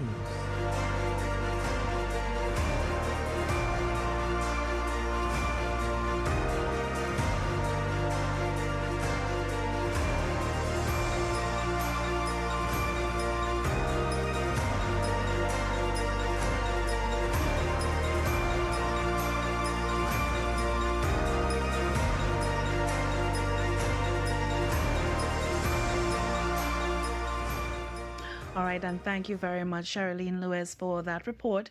And, you know, she mentioned voter turnout. Now, traditionally, voter turnout for local government elections has not been to the level that we've seen in general elections. Mr. Inaitola, what do you ascribe to that, and what can we do to make it better so that persons can be more interested in electing persons in their local government? Well, yes, the turnout for this local government was very low. Maybe we were checking the numbers, and in comparison to 2019, it was pretty low. And one of the things I think we need to do, the people right now, again, they are fed up. And when we are walking through our communities, again, we are hearing all the complaints about what is taking place. And people say, I'm not voting. Why am I voting for? What is going to happen? What's new going to do? I said empty promises. If you look at all those clips that are being showed right now, people are complaining so much about the infrastructure within their community. And my good friend here, Mr. Manning, mentioned prioritizing the fundings, right? But as someone said to me just yesterday, you see, you're building this nice house, a big house, you're building a nice house for your family to live, but you're not feeding your family when they come. Then at the end of the day, you're going to have a big lavish house without a family because the family is going to die. They're not taking care of them. And that is what is taking place in Trinidad right now. We are at a point where the people in Trinidad and Tobago are suffering for simple little needs. Children, we were walking through Marcus Bay, one of those streets there, and there was this area where children cannot even walk past there to go to school. They have to walk on the culvert of the drain, and these are simple needs that the people need. And if you or the councillors or the or whoever owns the corporation could show, okay, tonight the PNM win certain seats, and the PNM candidates or the UNC candidates or NTA candidates could show these people, hey, guess what? These are the differences we are going to make within the next 3 years or 4 years. We are going to fix the infrastructure within the community. We're going to give you a better life. We're going to put some more hope into the youth and into your community. I am sure the next election, the turnout is going to be better. But right now, as we are, people are voting for nothing. They know that if they go there, they're just wasting a day. I would say that we have all accepted, I think long accepted, that the local government system is broken. And the government of the day has decided that we are going to offer reforms to adjust and to fix that broken system. We are asking the opposition, if you are opposed to local government reform, then what are you offering? And we are yet to get an answer. We have not gotten anything. To say that you're going to use the same broken system to fix all of these issues is something that is difficult to believe or understand. I don't think the electorate is buying it. We have offered these reforms that it's going to bring more funding to local government issues, bring more autonomy, and allow for persons to actually be closer to local government decisions. We believe that is going to bring more people to vote in local government issues because they're going to be closer to making the actual decision. No longer, to fix a pothole in my community or to fix a damaged drain, do I have to make a request to someone in Port of Spain? It'll be someone close to you, someone on the ground, someone with the funding and with the autonomy to make those decisions. We have offered that. If you are opposed to it, what are you offering? And Dr. Basdeo, voter turnout, local government elections versus general elections. What have you seen in terms of trends, and what can you expect so far? Well, the trend for local government voter turnout has always been below 50%. If it is that the turnout for this year, so until the EBC actually provides us with an estimated percentage, and if the trend is saying what we are seeing tonight, they say that it is low, it goes a long way in actually telling us about the voter and how they view local government election. If it is that the voter turnout is less than average, let's say if we measure the 2016, 2019, and then 2023 election, and it's much lower, then it is clear that the voters have demonstrated what they call a disinterest in the local government. It can also be measured against the backdrop of what Minister Martin is saying, the local government reform. But we must also take it in the context that low voter turnout can also be seen as that message may have not been communicated to the extent that can incite the voters to actually come and say we're going to endorse the local government. So there are still where we can read into, but as I said, until we get the actual voter turnout, all the estimation is that we are hearing that is a low voter turnout, but if it's lower than average, because the 2020 general election was set against the backdrop of the COVID pandemic, and that voter turnout was around between, I think if I correct, 54%, which was less than 60%. Now, this election would be the first election outside of the pandemic restrictions, and all the restrictions have been removed. So, but if the voter turnout is less than, let's say, 2019 or 2016, then I think all the political parties need to revisit their campaign strategy, and they need to look back and to see whether or not they had actually reached the voters. So it's not to say that it is only the reform agenda of the governing party, but you'd also have to look at the minor parties and the other major political party to see maybe they need to relook at to say what actually went wrong, because you did not get the voters to actually come out. And this is not to say that the election was hampered in any way today by, let's say, rainfall. So Mother Nature did not factor in today. So it has to be some other issue. You cannot blame the rain or in any of the electoral districts. So there need to be a revisit and to think about what really happened. So there will be a lot for the political parties to think about in the weeks to come. And just For context, according to the Elections and Boundaries Commission, just over 1 million persons are eligible to vote for local government elections this year. So, looking at those official figures from the EBC with regard to voter turnout would be interesting as well. All right, so we are here, margin to victory, local government elections 2023, right here on TTT. We'll take a break and come back.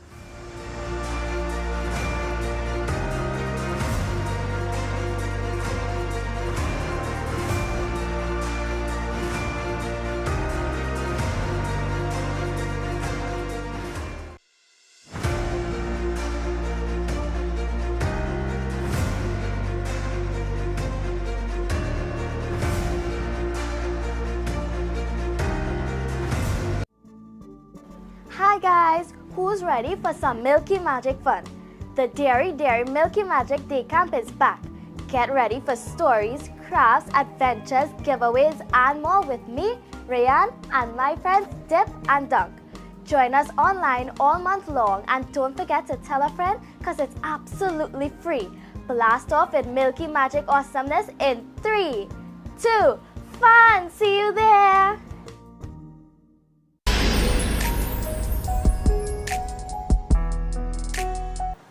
I mean, who would have thought that I'll find her preaching? Anyway, what's my own? I sure found her. She's willing to testify that she was actually frolicking in the office of Uncle CMD. But we need something stronger. Something stronger? What are you talking about? I don't see anything. It looks normal to me. This looks normal to you. 40 million naira. Oh, I'm sorry. That's how much your mistake would have.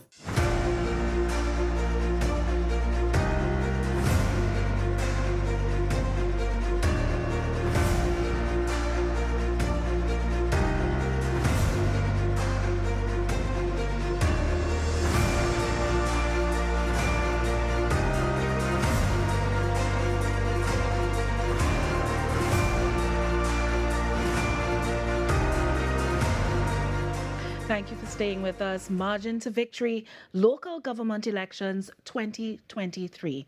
Now, before we head back into our discussions, we have a few districts that have been declared. Here we have Diego Martin, Mocha, Boisé number 2, and St. Lucian, Cameron Hill, that is declared to the People's National Movement.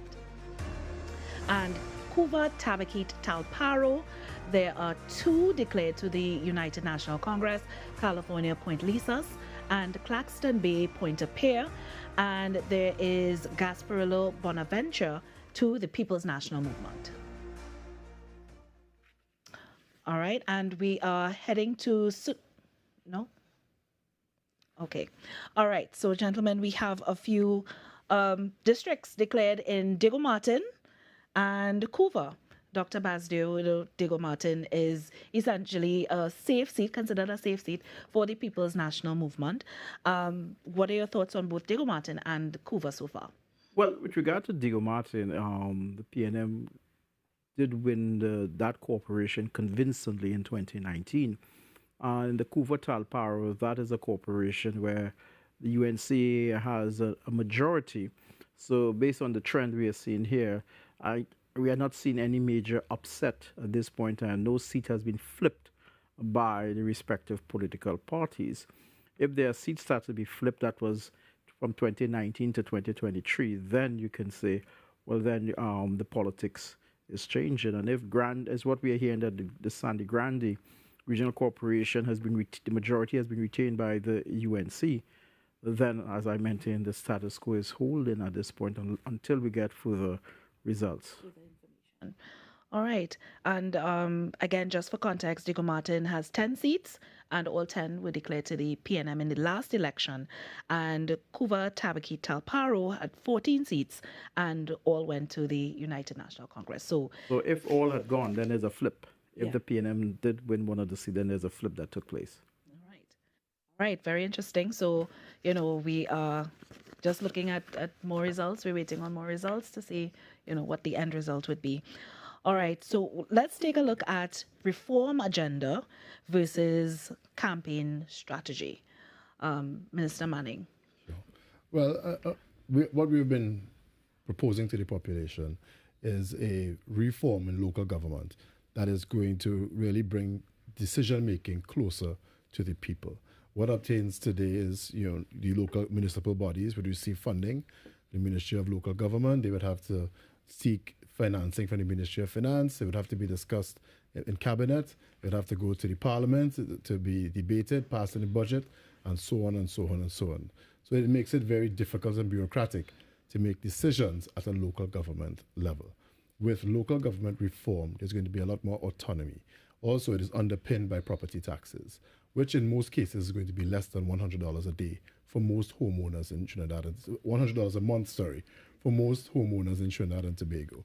Now, reform would ensure that those finances raised within those communities would be used within those communities. And that way, it would give your local government representatives an ample supply of funding to make quick decisions. If there's a pothole, a damaged drain, recreational grounds, schools, and so on.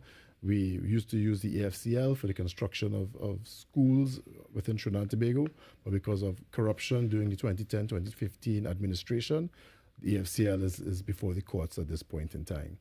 So your local government representatives, the people on the ground who you meet with and deal with every day, would have a lot more autonomy to respond to local government needs. And that is essentially what we've been selling to the population. And we have asked the opposition, if you are opposed to this, what do you suggest? And we are yet to receive a response. Mr. Inaitula, would you like to take a gander at the reform agenda versus campaign strategy?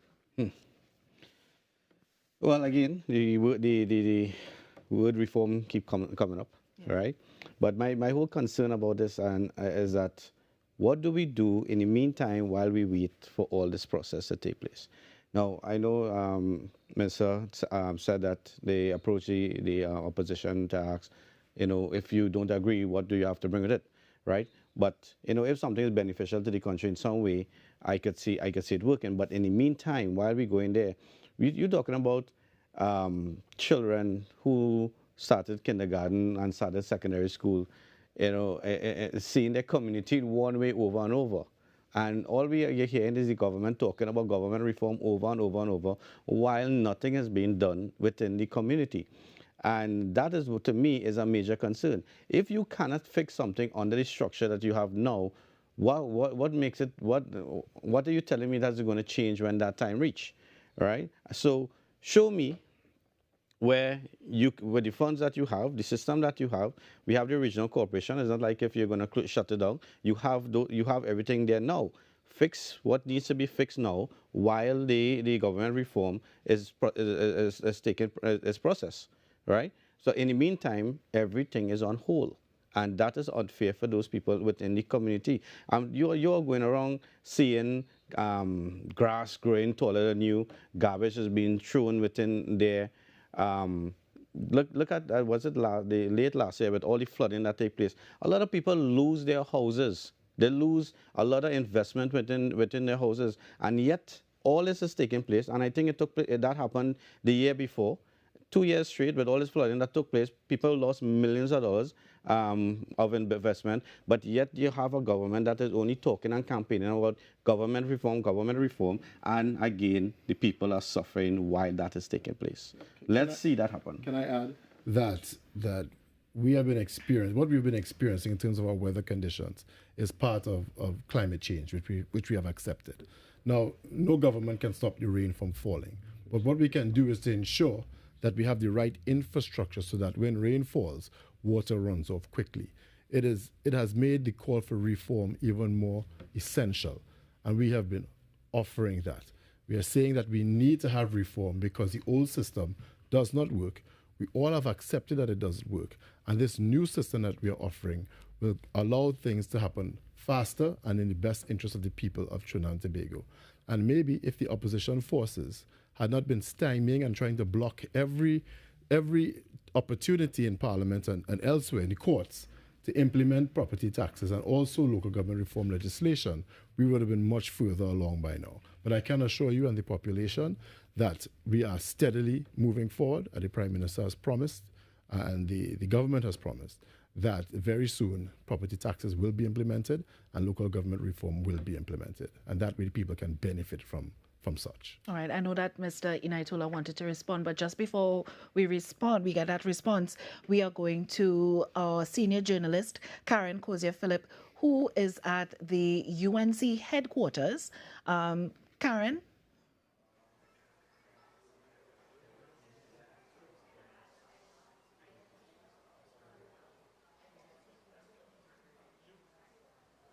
Hi, good evening. Yes, we're here at the headquarters of the United National Congress in Shogunas, and we have with us at this time Khadija Amin, of course, a deputy political leader of the party and a member of parliament for St. Augustine. Now, the UNC has declared at least 7 regional corporations, so we're going to go across to Ms. Amin and let her tell us what's the news coming out of the camp. Good evening. Well, we have some exciting news. The UNC has retained all the regional corporations that we previously held, and we are making serious inroads in the PNM, some of the PNM areas. In the Sangre Grande Corporation, we moved that corporation from where the PNM was in charge to where we won 4 seats and they won 4 seats. And in the last local elections, we won 5 seats and they won 3. This time we have won an additional seat. Neil De Silva has been declared as the winner for Valencia West. So Sangre Grande is solid home with the UNC. We are also winning in the San Fernando city. That is another battleground region. We have in that city, we had 3 very marginal seats. So one was the Vistabella, Marabella South Vistabella, where we won by 140 votes, and our UNC councillor crossed the floor to the PNM in a very controversial move. We have news that the UNC's candidate, Sasha Ali, has won that Marabella South Vistabella seat, so we have retained that seat for the UNC. So the fellow who jumped ship, he jumped to a losing ship. We had another seat where the UNC lost by 83 votes. Our candidate there is John Michael Ali Bokas, also known as Macamillan. We have news coming in that Marabella South, Marabella West, and John Ali Bokas has returned for the UNC, and we say congratulations to Macamillan. We also have one more seat to decide if San Fernando will have a UNC mayor, and in that seat the UNC only lost by 30 votes on the last occasion, such a tiny margin. So I expect that seat will come home, but we will wait for further results, and I think it speaks volumes. There are several areas in Tunapuna, in Arima, where we have made inroads. In one seat in Arima, and by the preliminary results, we are only behind by 9 votes. We may very well have a recount there, but it speaks volumes to the inroads that the UNC has made. I saw another interesting seat, Erin, which is in Siparia region, but Erin is usually held by the PNM, and the candidate, our candidate, Chanel Roberts there, she got quite a lot of votes there. So even where the UNC did not win, we have made a lot of inroads. I'm seeing some preliminary results from the region of Tunapuna. There are 16 seats there, and so far the results are looking really good in terms of the inroads that we have made. So even where we did not win the regional corporation, we are seeing high numbers of votes for our candidates. Marsha Walker is doing well. That is in Rowley's backyard, and Marsha is a UNC candidate, has gotten quite a lot of votes there. We are waiting for the final results, but so far all of the feedback indicates that the UNC has made a lot of serious inroads, and this speaks to what should happen next. Next we have a general election, and people must also vote overwhelmingly, as they did in this local election, to change government, because there are several things that the UNC can do when we are in charge of a city or a borough or regional corporation, but there is so much more that we can do when we are in government. And many of the people who voted for us voted because they were also fed up of the PNM at the central government level, and that means that they have to vote to make a difference, to change the government. Okay, tell me about some of the numbers that you're seeing coming out of the polling stations. They still look relatively low. Of course, it's local government, and the voter turnout is usually about 30%. What is the UNC satisfied with that? Well, traditionally, if you look at even international statistics, local government elections and municipal elections, you usually have a lower turnout than you have for federal and national elections. That is standard internationally. In Trinidad, we have been trying to generate more interest around local government, and I think the UNC has been, with its people-centered approach, for instance, there are a number of issues that people feel are national issues that in the UNC's campaign, Kamla Prasad Bisesa demonstrated how local government corporations can play a role in, for instance, securing communities, making schools safer, generating, stimulating the economy, having local economic development, local tourist development, having support for entrepreneurs, ensuring that roads and bridges and so on are maintained. And many of these things that people feel are national issues only, local government also has a role to play in it. So I think Kamla Prasad Bisesa, in her campaign, has continued to outline how powerful local government is. And so we have seen some very relevant issues tackled by her on the national platform, getting the buy-in and from people so that there was interest, and that it is not just regional corporations and not just about collecting the garbage, you know. But certainly we think that local government is the stepping stone. We have to change government to make this country safer. Creation of jobs is something very critical to people. When we walk, we heard the issues, we heard the cries, and the drive is for us to continue to be people-centered. And I'll tell you, on the East-West Corridor, where there are a number of PNM MPs and councillors, people are so fed up of their PNM representatives who are in government. And, you know, sometimes the UNC representative may do more for them out of government, because I'll tell you, Saturday morning, before our big rally, Neil De Silva was somewhere in Valencia in Pine Avenue delivering truckloads of gravel to a road in an area where there's a PNM councillor and a PNM member of parliament. And we have continued to do that. We have barbecues, we have boat rides, we raise funds to purchase material to do work that the state should be doing. What people saw from the government is, after years of being denied things like grants for their home, social welfare assistance such as food cards, being given a run around up and down to the social development office, and then suddenly on the eve of an election, the PNM candidate is distributing food cards. The PNM candidate is distributing grants that people applied for years and have been denied. You know, so people saw that, and they saw the election gimmickry, and clearly they rejected it. This is taxpayers' dollars, and the PNM spent a lot of taxpayers' dollars in their campaign. People are entitled to service from the government, whoever is in government. But I think the UNC has proven that we continue to represent areas, whether we win the seat or not, we continue to represent people on a whole. Okay, thank you very much, Ms. Amin. Of course, that's Khadija Amin, Deputy Political Leader of the United National Congress and a Member of Parliament for St. Augustine. Here, we are live at the UNC headquarters in Shogunas, and we'll keep in touch with you as we continue our coverage of the local government elections 2023. Thank you very much, Karen. She was just speaking to Deputy Political Leader of the United National Congress and Member of Parliament for St. Augustine, Khadija Amin. Minister Manning, MP Amin made some statements. I'm sure that you'd like to respond to them. Yes, I mean, you have to remember, this election is being held coming out of the COVID crisis, and we've had a very challenging economy ever since. But this government has been doing the things to ensure that we remain on an even keel, to ensure that we are gradually improving and creating opportunities for our people. Things have been difficult, region-wide, worldwide, to recover from the COVID crisis. So we expected a challenging and competitive election. But if the status quo can be maintained at this point, coming out of such a crisis, I would say that the People's National Movement has done quite well during trying times. And we expect to get better and better going forward into general election of 2025.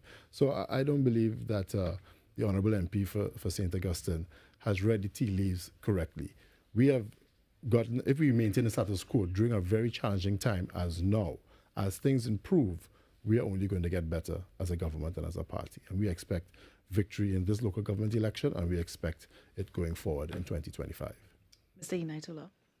Well, I hear my good friend spoke about the COVID, and it's not the first time he mentioned it.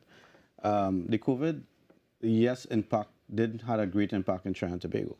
But the COVID crisis took place a few years, 3-4 years ago.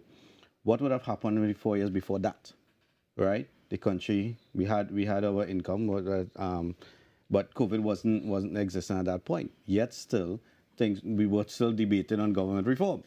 So we at a point now where we are using COVID as an excuse, we are using government reform as an excuse, while the people are out there crying and not getting what they think that they deserve, because the people have to continue. It could be COVID, it could be what the people of Trinidad and Tobago still have to continue paying their taxes when the year comes. I saw people who during the same COVID time, even myself, have to be scrambling to organize and pay their taxes and submit it before their time is up. But yet still, what I think the citizens of Trinidad and Tobago need to do is stop allowing the government of Trinidad and Tobago to come up with all these excuses why they cannot do the job that they will vote in there for. Now, I wanted to respond to what you said before about the climate change. So climate change is taking place all over the world, and as we know that. But we are living in a country where, while we look at climate change, we look at no infrastructure change. My profession, I'm in the design profession. I'm into infrastructure development as well. And when I do submissions for plans, for building plans, the forms that we have today is still forms that we used 20 years ago and 30 years ago. Nothing has changed. So when you talk about climate change and there are more rainfall and the drains are small, why are we not putting things in place to widen drains, to widen the rivers and stuff? We are waiting until every year we have floods and the dry season come and goes, and when the dry season come and goes, you don't see any kind of work going on to help the flooding situation in Trinidad and Tobago. But yet still we hear all these excuses that are coming up, but these basic things can be done. The regional corporations, they have the equipment already. You're not like if you have to buy the equipment or you have to rent it from someone. You have the manpower. You have people who are being paid salaries every single day. Every single month. And yet still we will wait until the rainy season coming to try and clean up the place a bit. But what we do, we clean up. We put all the mess at the side of the road. When a truck's supposed to pick it up, rainfall again, it goes right back into the drain. But we come up again and we sit here and we talk about government reform, we talk about COVID, yet still nothing is being done to uplift the health for the people. Allow me to interject. Let me remind the people of Trinidad and Tobago that during the COVID crisis, not a single public servant lost their job. Not one. People who did lose their jobs were given grants from the Ministry of Social Development. Every public servant in this country was paid, didn't lose a job, and was paid on time. Okay? This is when our revenues fell to zero. Okay? And then the Ministry of Works and Transport, Mr. Rohan Sinanan, and the other governmental bodies and local government have been trying to pave every road in this country, especially in the dry season, because we knew it would be difficult to pave roads in the rainy season. I think most people across the country can see that paving has been taking place. And where we couldn't pave, we would plug holes instead, because the infrastructure fell apart during the COVID crisis. So now we had to repave every road in Trinidad and Tobago instead of just maintaining as we usually would. I would think that under these trying conditions, the government has done quite well, and we will continue to provide. And we are saying that even with a broken system, we have been able to provide under trying times. But we need to reform this system so that we can do even better going forward, so that minor decisions, fixing schools, fixing your roads, fixing drains and so on, you won't have to go and ask permission from somebody in Port of Spain. The person who lives right next door to you, your councillor or your mayor who is down the street, gets to make a simple decision and has the funding to do so without making a request to someone else. Reform is the way to go. It is the international standard for managing local government bodies, and it's something that has to be done in Trinidad and Tobago. Even during the People's Partnership government from 2010 to 2015, the minister at the time, Minister of Finance, Mr. Larry Hawaii, said that property taxes were inevitable. And he also said that local government reform was also necessary. But of course, as soon as they get into opposition, they oppose and oppose and oppose. Sure, no problem. Right? So again, we go back again with the paving of the roads. No, I don't see any roads that are being paved. I'm seeing roads that are being patched, and that is what I'm seeing. And we have one of the largest districts in Trinidad and Tobago. If we go back to 2 years ago, maybe over a year, we have the Manzalina Road that had collapsed because of that rainfall that took place. And we spent $12 million to have that road made accessible for the people of Manzalina, Mayaro. What have we done with that between now and then? Matter of fact, what I'm hearing is that the road is actually being eroded again and is almost impossible at this point in time. Are we going to wait until government reform is passed until we get that road fixed? And another thing, we are living in a country where if you go at the four corners of Trinidad and Tobago, we have 4 different types of soil, right? When we go to pitch road, we pitch road under one format. You don't see any kind of foundation being laid in the different areas that can take the type of soil that we have. So what happens? You pave a road, it slips within 2 years, it slips within 3 years, and it don't ever last longer than that. What we need to do is change that way of planning. And if we change that way of planning, when we will not have to wait until the end of government reform bill to pass so that people could drive on good roads. We have engineers in Trinidad and Tobago that are probably not being utilized properly. But we have people that's going out there, paving road as they want, putting on asphalt, and within 2 rainfall, it all collapses again. This is what I'm saying. I'm not against the government reform, and don't get me wrong. What I'm against here is the fact that the country, Trinidad, is actually is going downhill while we wait on the system to be implemented. So what are we going to do? When this country collapses at that point, infrastructure-wise, are we going to now have to say we don't have no money to fix it because Trinidad is no longer existed because we're going to take the next 15 years for government reform to pass? What are we going to do at that point? Now we're using the excuse of COVID, and we have no money after COVID because everybody within the government system got paid. What is the excuse we're going to use at that time after the government reform is passed, and now all the roads are already gone, is gone, the drains are collapsed? What are we going to do at that point when government reform has passed? All right. Dr. Basdio, we saw MP Amin making some declarations. Were you surprised at those? Well, the status quo has remained when she made that statement by saying that the UNC has retained the 7 regional bodies that they would have actually won in the 2019 election. What she did allude to is that they were able to increase their seat count in the Sangre Grande Regional Corporation by winning an additional seat, which, yes, is significant. The question is whether the trend will follow through. So all eyes will be on she also made mention of actually, if I'm not mistaken, was able to flip Marbella West seat. And if that is the case, then whether that will continue in the San Fernando City Corporation. So they were able to flip one of the seat held by the People's National Movement.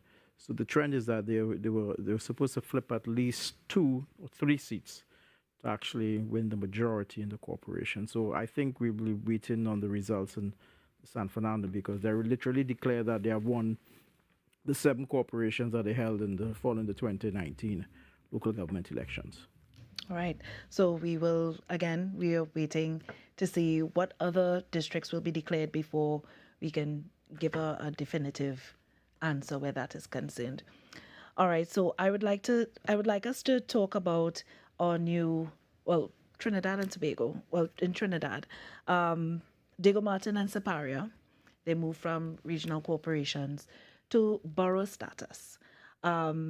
Dr. Bazdier, do you think that that would have made a difference in how people would vote? I think the change in the status from a regional corporation to a borough, I don't think it would have had a great deal of, let's say, impact, let's say, measuring how voters voted in these two regional bodies. It is something that is new to them. And it will take a little while for it to be registered because the change from regional corporation to borough does bring about certain changes. For example, one fundamental change is that you're no longer making reference to a chairman of a corporation. You're now making reference to a mayor of a borough corporation. So I think that may somewhat surprise some of them. In the days to come when they realize, okay, we have a mayor as against a chairman, but it's going to take some time to register. But I think what they'll be looking for is if there are any changes in how the delivery of services. That's the change that they will be looking for, whether or not the political parties has delivered on their campaign promises for this local government election. We are just going to take a quick break. We'll be back. This is Margin to Victory Local Government Elections 2023.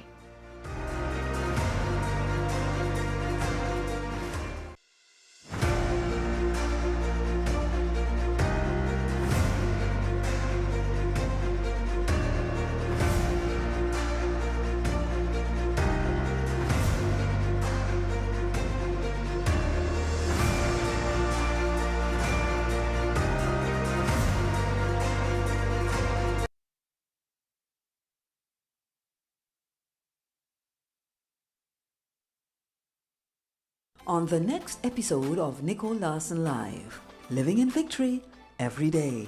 That actually happened right after my abortion. I was going through the pain, I was going through the process, and I remember sitting one day and telling myself, this is too much. This is so painful. This is so horrible. I don't want anybody else to have to go through this. Most times, abortion is a very private journey, and the majority of women who've had abortions need to bear the pain and shame alone. Even when you cannot see or feel his presence, before you were a beep on a monitor, God had plans for everything you will go through in this life. You are my shelter, my safe haven is you. It's you, oh God, it is you. An encore of Nicole Larson Live, Living in Victory Every Day.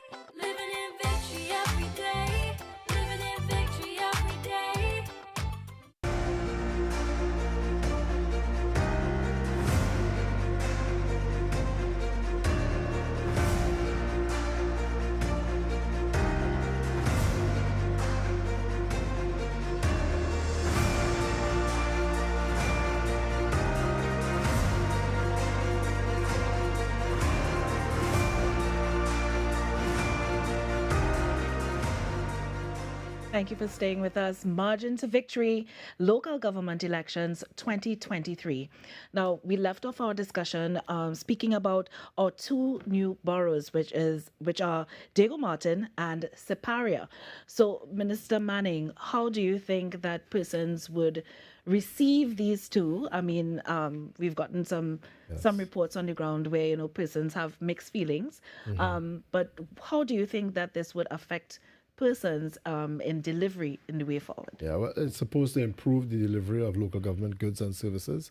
I'm not sure if the residents of those communities would have understood that enough, or would have impacted them enough in such a short time that it would have affected their vote in this local government election.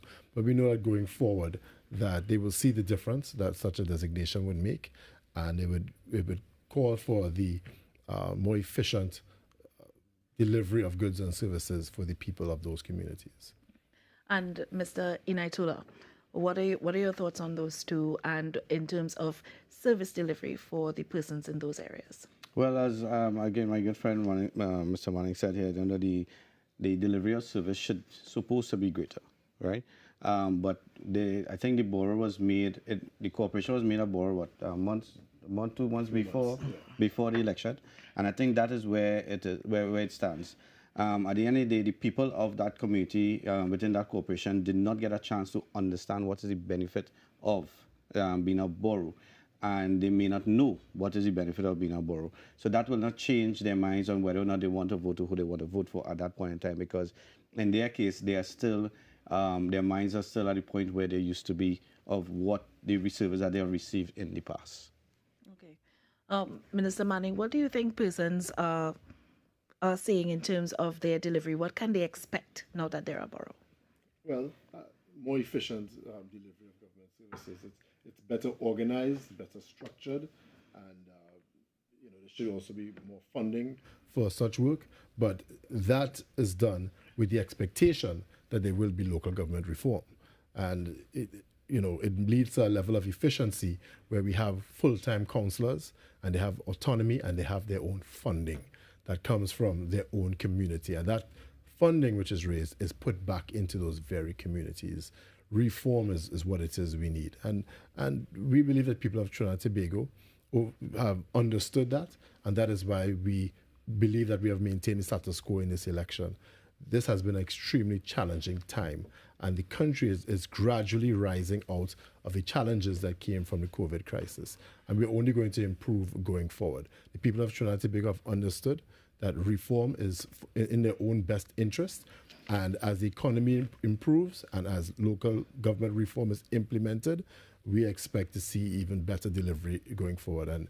And people understand, and we're going to see that in all of our results, I believe, going forward into 2025. All right. And just before we continue our discussions, we are going to our journalist Sunil Lala, who is at the PNM headquarters. Sunil?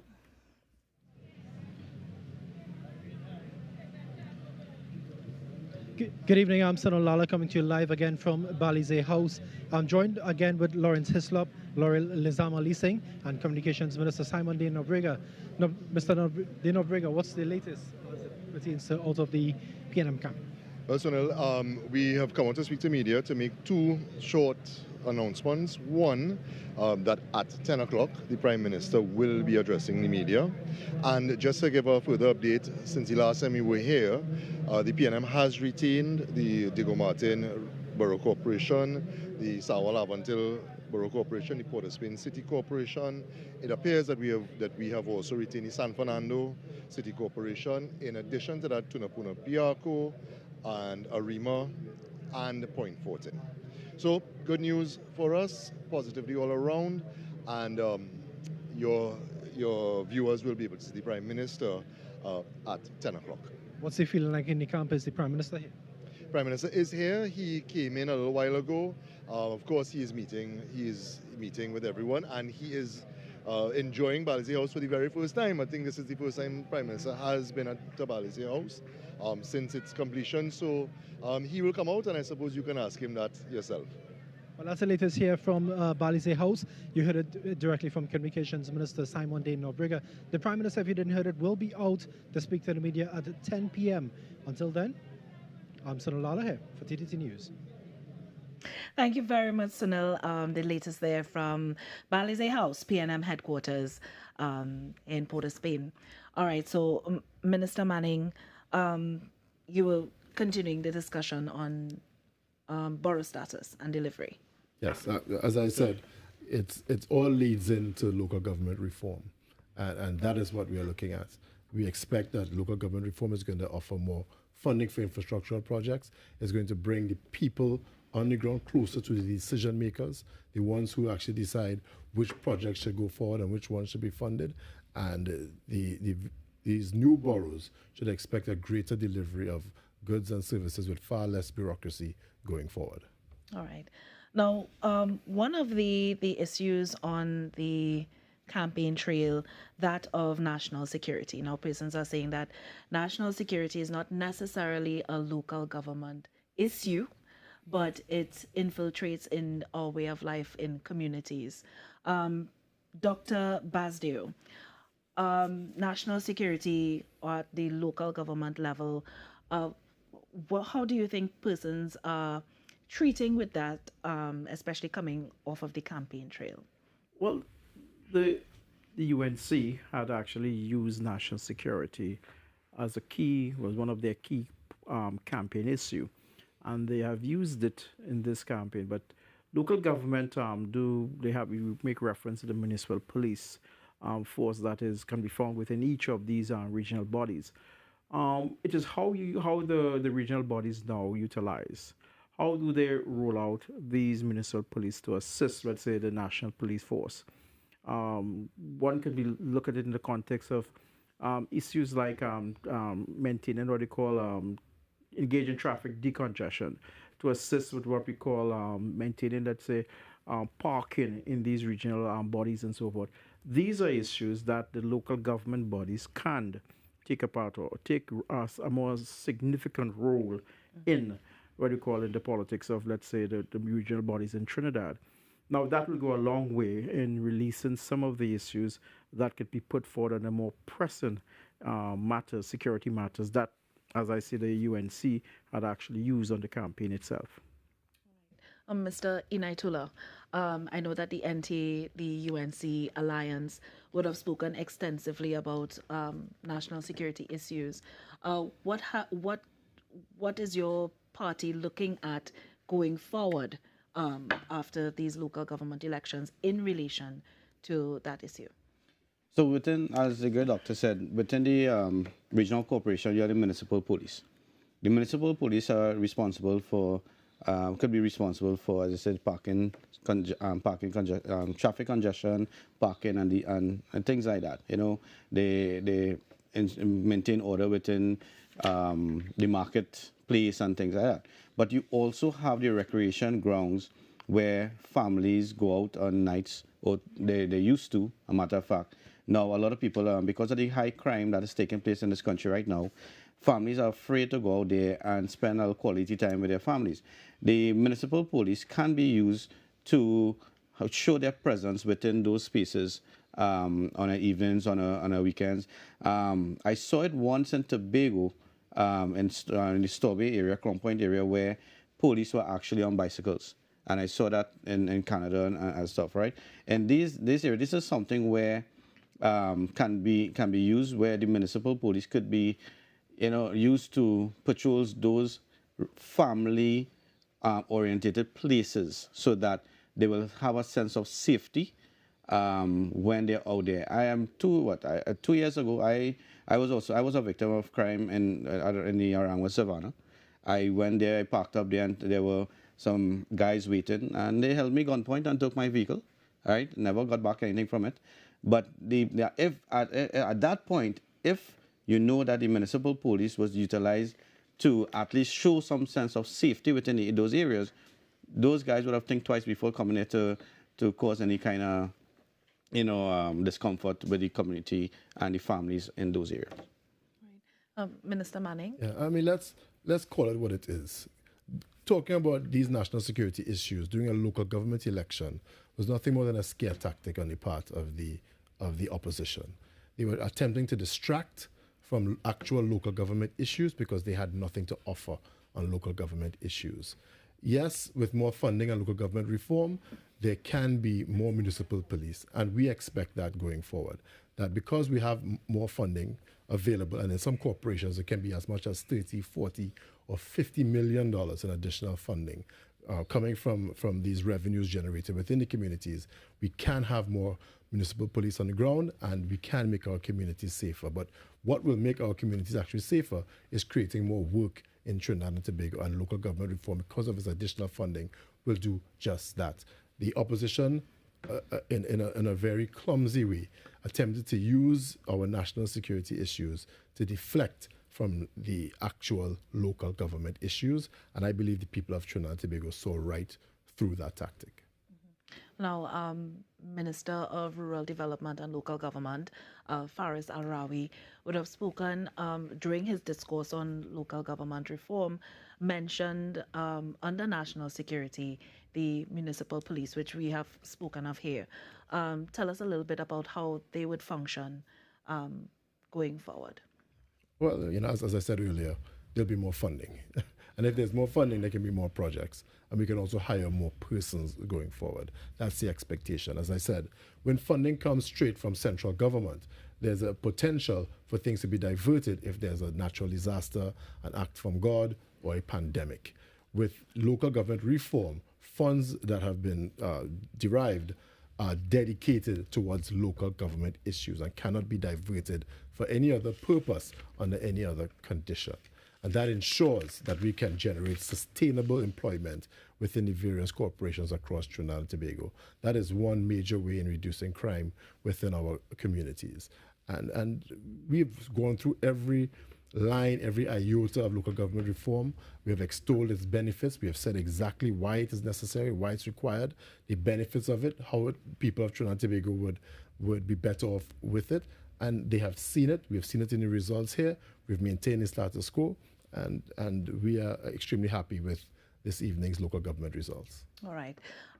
The Sangre Grande Regional Corporation is one that has been keenly contested in past local government elections, and that track record is expected to be the same today, as we've seen the results coming in slowly but surely. All right, so Nalala takes a look at the main marginal seat of Sangre Grande Northwest, which holds the key to gaining the corporation.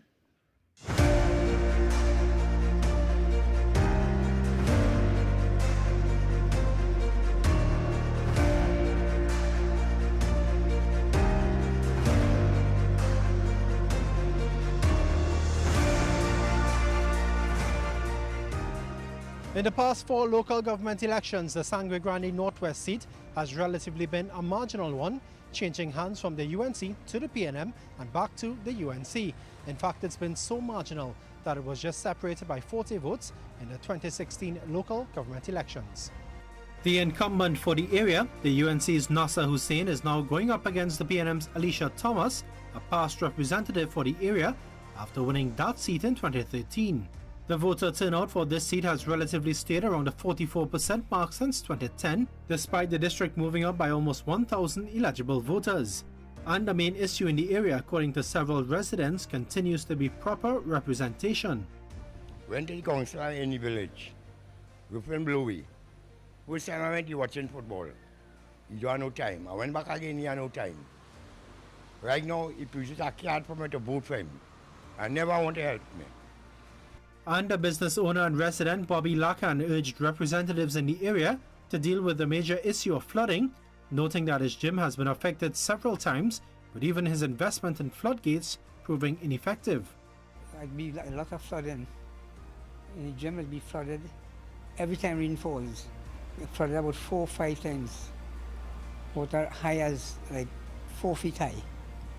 Another resident who opted to speak off camera said he's disappointed with the development of sporting facilities in the area, especially to keep at-risk youths away from crime.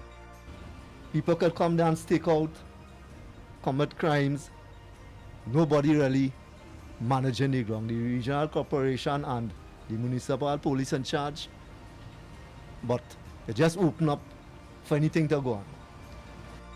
And Monsho Masimba touched on an inconsistent water supply, something that has been affecting many parts of Grande, urging councillors to voice this issue. Something that we weren't used to before. But you know, when you're accustomed having a supply of stuff and that now no longer exists, you feel it. You even feel it more than people who've been suffering all the time. Now, the PNM has already indicated it's seeking to take back control of the Sangre Grande Regional Corporation, which has been in the hands of the UNC since 2019. And this seat in particular is one that all eyes will be on in the 2023 local government elections. Sonolala, TTT News.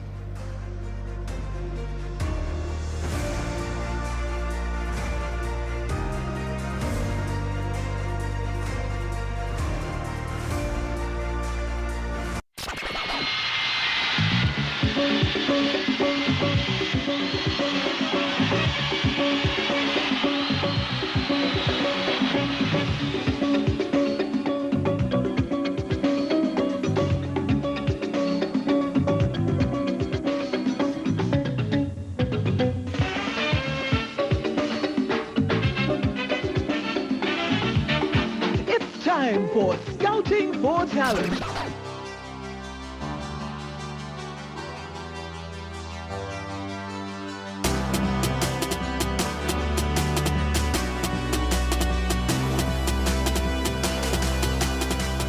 I'm Renee Sion with another edition of Caribbean Week in Review.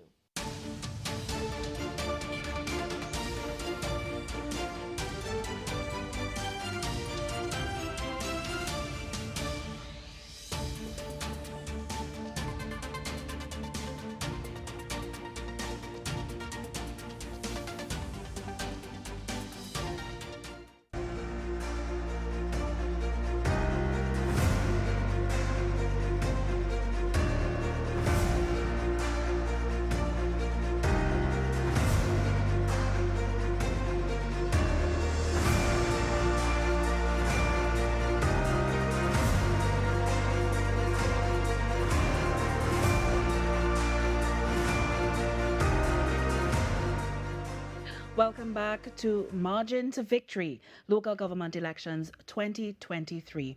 The Member of Parliament for San Fernando East, Brian Manning, had to leave us. So we'd just like to thank you, Minister Manning, for joining us on our discussion on local government elections. All right, so Mr. Inaitula. It's just us two, Mr. Inaitula and Dr. Basdeo. All right, so Mr. Inaitula, what are some of the other issues you saw coming out of your walkabouts and so throughout this campaigning period? That was a very emotional and touching experience. I saw, I mean, as I said, we were in the, there's one event I can't talk about on air, but it's to see what is actually taking place in these areas and where, they were neglected. We have children out there who parents cannot afford to send them to school. You have parents who cannot afford to put food on the table. They don't have any work. Some parents come and they're asking me, help them buy school books, help them to just buy some a tin of milk for the kids. And that part is where, you see, big people could survive, but children cannot on their own. And it takes the effort of parents or community to raise a child. And right now, no one in some of those communities could help themselves. And that is the sad part that we are looking at. And I mean, I wish and I do hope that the government could step up and try their best to help in that area, especially. You see, my thing, and this coming from here is not a person from the NTA, or I don't like to consider myself a politician, but this is just Insaf, a citizen of Trinidad and Tobago, who is speaking here now. When you have people at this level, those levels, the government officials, and they don't have to go in those areas. They don't have to live the life that these regular citizens are living when the day come. And they cannot, they have, to go to school. They don't have to look for the money to buy the copybook and the money to buy the textbook to finish a school just to get a uniform or if the government officials could come down to a level where they could see these things and experience this thing, I am sure the excuse of that government reform is either it will pass in tomorrow, it will complete tomorrow, or they will find a way or find the money to help these people, because nobody would like to see their children or the children of their siblings suffer the way that I am seeing that some people are living in the communities in which I worked. And Dr. Basdeo, I mean, as we await the Prime Minister, Dr. Keith Rowley, in approximately 8 minutes or so, what is next for, after August 14th, local government elections are over?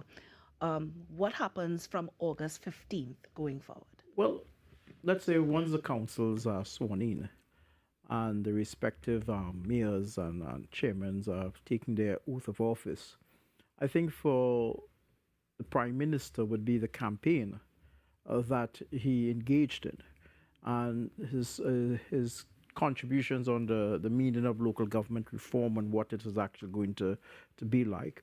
It'll be interesting to see the implementation of the local government package. So I'm eagerly waiting to see how it actually engage. Now, Mr. Manning in speaking tonight on the local government reform package, hitched it to the property tax, and that the property tax is significant in that it will provide these regional bodies with additional revenue, which can aid and assist them in the delivery of, let's say, goods and services at the local level. So that will now also have to be seen what will happen. So it's now that the election, we have reached this stage in the vote count. What it will come next is the implementation, and it is interesting to see what is going to happen.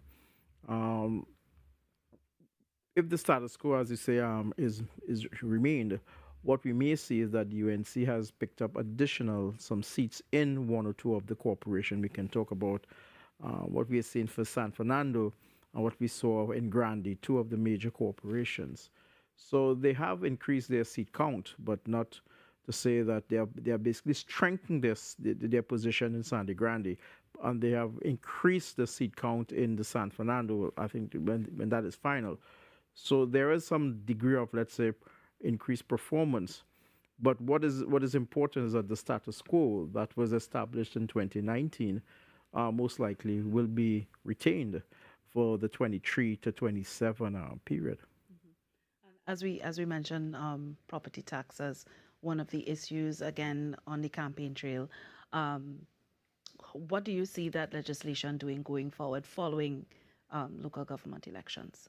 Well, this would be interesting is that the councils that will be sworn in this week or whenever that happens in the next 7 days, this will be the first set of councils under the reform package. These would be councillors, this would be executive councils, mayors and let's say chairman will now be serving instead of a 3-year period to a 4-year period. So it is just what the population will be eagerly waiting is to see what delivery, what in the form of the local government reform, what will it look like? What are the tangibles? What are the intangibles? Will it alleviate? Will it bring some ease to some of the problems that was highlighted during the campaign itself? So that is what we're looking at, or whether we return back to the age-old saying we won't see them until 2027, or will the voters be using the same response when asked in two years or in 4 years' time about the next local government election? And do you think that whatever the results are, how would they translate in terms of general elections in 2025? Well, what has happened here is that for the People's National Movement, if the status quo is maintained, it will mean that they have held their ground, and it is something that they can actually use that they did not lose against the UNC. The UNC is going to say that could use that we have increased our seat count. We have maintained our corporations, but we have increased our seat count. Where it will actually come down to now is when we start to look at the voter turnout and the actual numbers in the various electoral districts, the 141 electoral districts. What we're going to look at now is the smaller parties, right? How did they perform? Because for the night we were hearing about the UNC and the PNM and their performance in these electoral districts, but we did get some figures for the PDP and so forth. What happens now for, let's say, Mr. Duke, because his name was on the alderman list possibly to become mayor of Port of Spain, because he's an elected member of the Tobago House of Assembly. What happens to what will be the future of the PDP? What will be the future? I haven't had a clear picture as to know how did the MSJ perform in its in some of these electoral districts, or the NTA in some of these electoral districts. So it's yet to see whether or not it is going to happen. So what we can look in the San Fernando City Corporation is in which constituency did the PNM lose the seat? Is it in San Fernando East or is it in San Fernando West? If it is in San Fernando West, then one can only deduce that there's a weakening in the San Fernando West in a parliamentary election. So this will have to be factored in. All of these numbers will now be crunched in the weeks and months ahead, because they're now positioning the two major political parties on track towards what you call a general election in 24 months' time. All right, and as we continue to stand by for the Prime Minister to make his, a speech at Balize House, PNM headquarters, Dr. Bazde, you mentioned, the smaller parties. Do you anticipate another accommodation or coalition heading into general elections in 2025? Well, it seems that the opposition leader in trying to form this accommodation between the NTA and the UNC, which will yet to be tested now. As we can rightly say, the NTA is a very young political party getting into what we call the electoral landscape. We'd like to see some of the numbers in its performance. The NTA did contest the Port of Spain City and the Diego Martin, so to see how did they perform in these two corporations as they move forward. It would be for the political leaders to assess their performance and to see whether or not this alliance is going to carry forward into a general election. Do you anticipate that there might be, Well, Mr. Griffith, in his many speeches on the campaign trail, did make mention of when the PNM was defeated. He made mention of the NAR in 1986. He made mention of 1991 with the accommodation between the UNC and the NAR Tobago arm, and then he talked about the partnership administration. So he is actually pointing towards something more futuristic. So he is firmly, I think, based on this, I'm assessing it correctly, he's in a firm believer with political accommodation. Maybe still be the way forward to actually defeat the PNM in a general election. Is yet to be seen. The NTA accommodation, does it end after local government elections? Well, that is something yet to be discussed. But what I would say is that our political leader, Mr. Gary Griffith, he's a person who has the country at heart. He has the best interests of the people, and he will do whatever it takes to make Trinidad and Tobago, as I say, Trump used to say, make it great again, right? So I know our political leader, he's a person, he's not a selfish person, and he will do whatever it takes to put Trinidad and Tobago in a better place and a better position, whether it be on our own or whether it be in an accommodation. He won't do it just sitting overnight. There's a team of people that we sit together, we discuss, and if one thing I must say about Mr. Griffith, he's not someone to make a decision of his own. He comes to his team, we sit down, we analyze, and our decision is made through that. What is going to happen to the party going forward from August 15th? Party is here to stay. As the doctor said, we are a very young party. We are actually a year and 3 months old. I am proud of the party. I'm proud of the candidates, all 31 of them. Most of them are young and new to politics, and they have worked extremely hard to be where they are today. And I think, it is my opinion that it's still a victory to them, because they had sleepless nights. They campaign day in, day out, and they lost a lot of family time. A lot of effort was put out, and I think no matter what happened tonight, chin up, we go out there, we still celebrate, because it doesn't end here. Do you think that by utilizing the younger candidates, as you would have mentioned previously, this made a difference? And I think so. I'm sorry, Mr. Inaitola. Sure. We are cutting straight to the PNM Balize House, where Prime Minister Dr. Keith Rowley is preparing to speak with the media.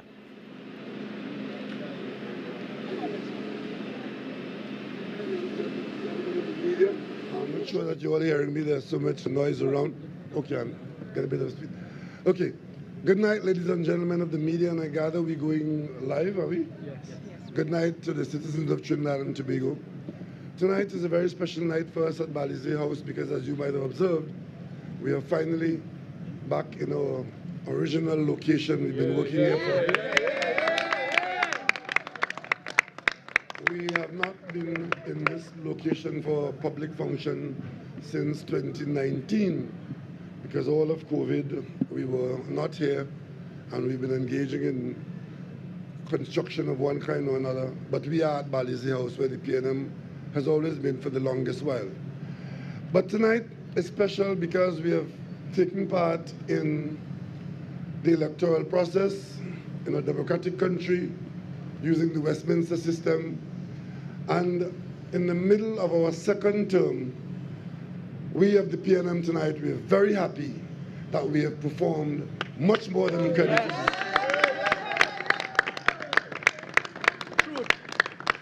Notwithstanding the relentless barrage of hopelessness, anger, and whatever else has been stirred up in the country, we went in, we have 14 corporations in Trinidad.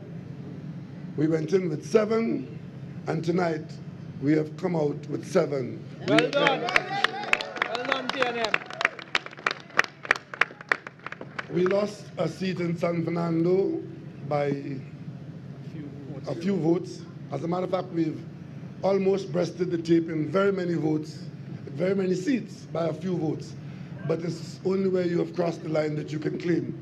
We lost 1 seat in San Fernando, but most importantly, the battleground of San Fernando, there were those who were going to win the borough. They won it. They won the borough. We won the city. San Fernando remains in PNM hands to effect local government reform. Yes. There's one particular seat that we enjoy more than many tonight, and it's the seat that we won in Princestown Corporation, where we had none. Well done. Last time out, we had nobody in that corporation, and we won 1 seat in the Princestown Corporation, and we are delighted. Oh, yeah. We fought very hard in Sangre Grande, but we were not able to get over the line in Sangre Grande, but we held our ground. And ladies and gentlemen, I am pleased that this is behind us, because so much of our national energies were focused on being distracted by call the election, call the election. Well, the election has been called. The results are now known. That is now behind us. It's water under the bridge. We are now moving forward to the general election, which is the next election that is due in Trinidad and Tobago. But until then, until that election is called and come upon us, we have serious work to do as a nation. And we in the government, we are responsible for making decisions. We have had to make a number of decisions that have not found favor with people who are affected by it personally, but in many instances, you may have to do things for the wider national interest, but there is usually some excess sacrifice at the personal or community level.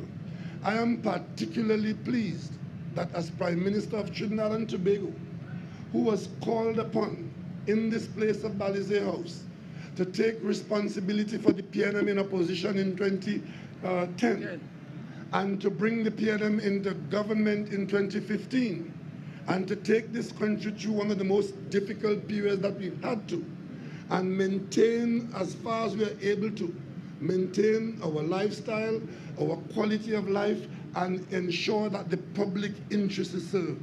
And midway through our second term, we have been able to hold on to the 7 corporations that we went to.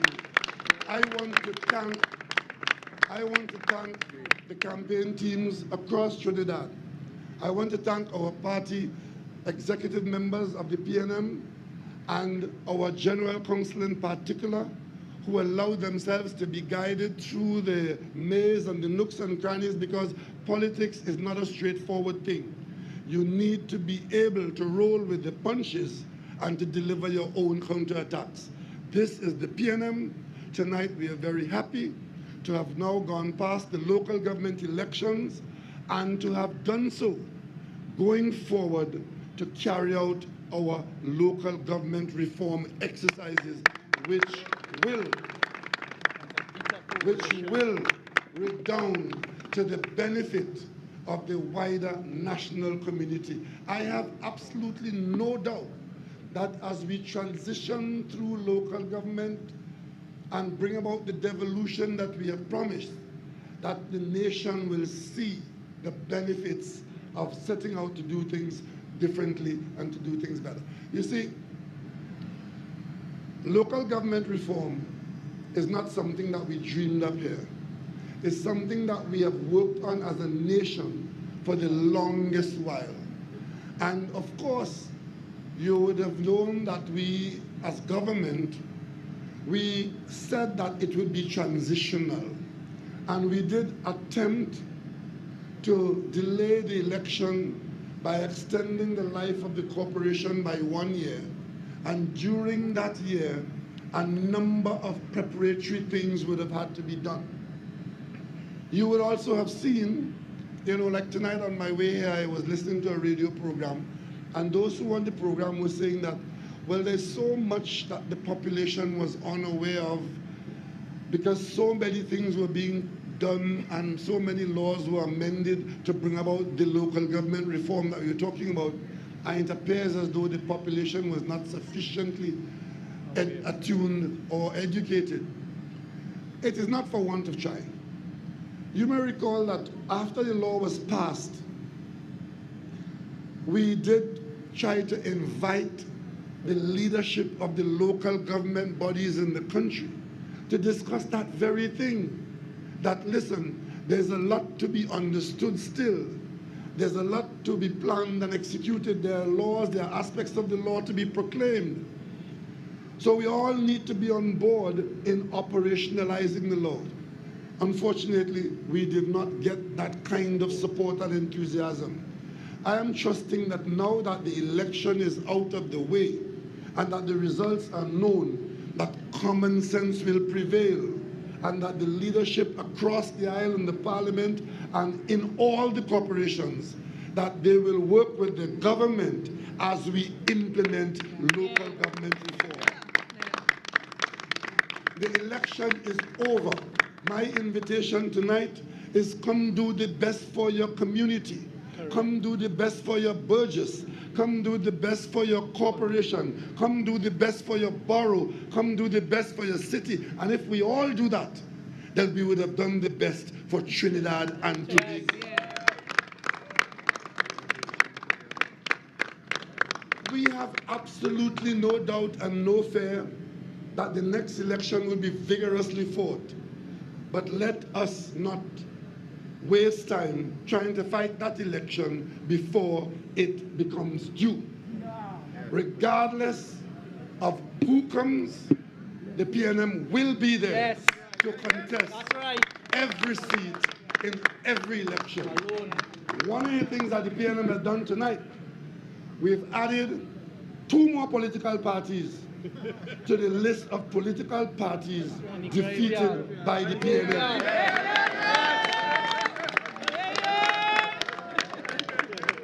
And that has been the record of the PNM.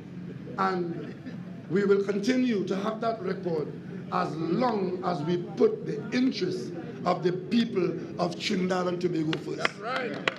And therefore, I cannot stand here tonight before I take your questions. On a night like this, where we have fought so hard and have held our ground and not say, great is the PNM! Great is the PNM! Great is the PNM! And we shall prevail! If you have any questions, I'll take some questions now if you have any. Prime Minister, someone would argue that going in with 7 and coming back with 7 is not a win. It's in fact a loss. Well, listen, my grandmother taught me that no matter how the situation is, it could easily have been so much worse. Correct. We are quite happy to not have been defeated or to have lost significant ground or any ground at all in the middle of our second term as government of Trinidad. Good evening to you. What does it mean to the PNM that in a corporation like Diego Martin, the NTA would have amassed some over 30,000 votes? Really? 30,000 votes? Where you got that from? Where you got that from? The NTA got 30,000 votes? Votes in Diego Martin. Chinese dollars. No, my lady. You said that, Gary? Your information is wrong, and you are not to take information from that source again. I don't even think the whole of I don't even think the whole of the Northwestern Peninsula had 30,000 votes in local government elections. So, but the bottom line is, it doesn't matter how much votes they got, the PNM won every seat in the So we're not going to split any hairs about counting how many votes there and who got the popular vote. In the Westminster system, first past the post, you fight for seats. You fight for seats. And we have won Diego Martin, all the seats in Diego Martin. We won all the seats in Port of Spain. So the shocking new mayor that was being promised is not going to be had. We won significantly in Tower Laventil. We won handsomely in Piaklo, Tunapuna. We tied one seat in Arima, otherwise we'd have won all the seats in Arima. And of course, we won all the seats in Point 14. Great is the PNM. Local government reform. What's next for the party going forward? Well, certainly, we, as I just told you, immediately the operational team in the government and a local government, the full local government, will begin to see how we move forward to operationalize local government reform. But a general election is due because we are midterm. So sometime in the not too distant future, the focus will be on on general election and on national issues. Some people try to fight this election on national issues. We did not engage them much. But now that we are going forward to a general election, sometime in the not too distant future, the battle will be joined. Yeah. And won. Mr. Prime Minister, what is your message to the nation as they wake up tomorrow morning? Come, let us build a nation. Well said! Well said!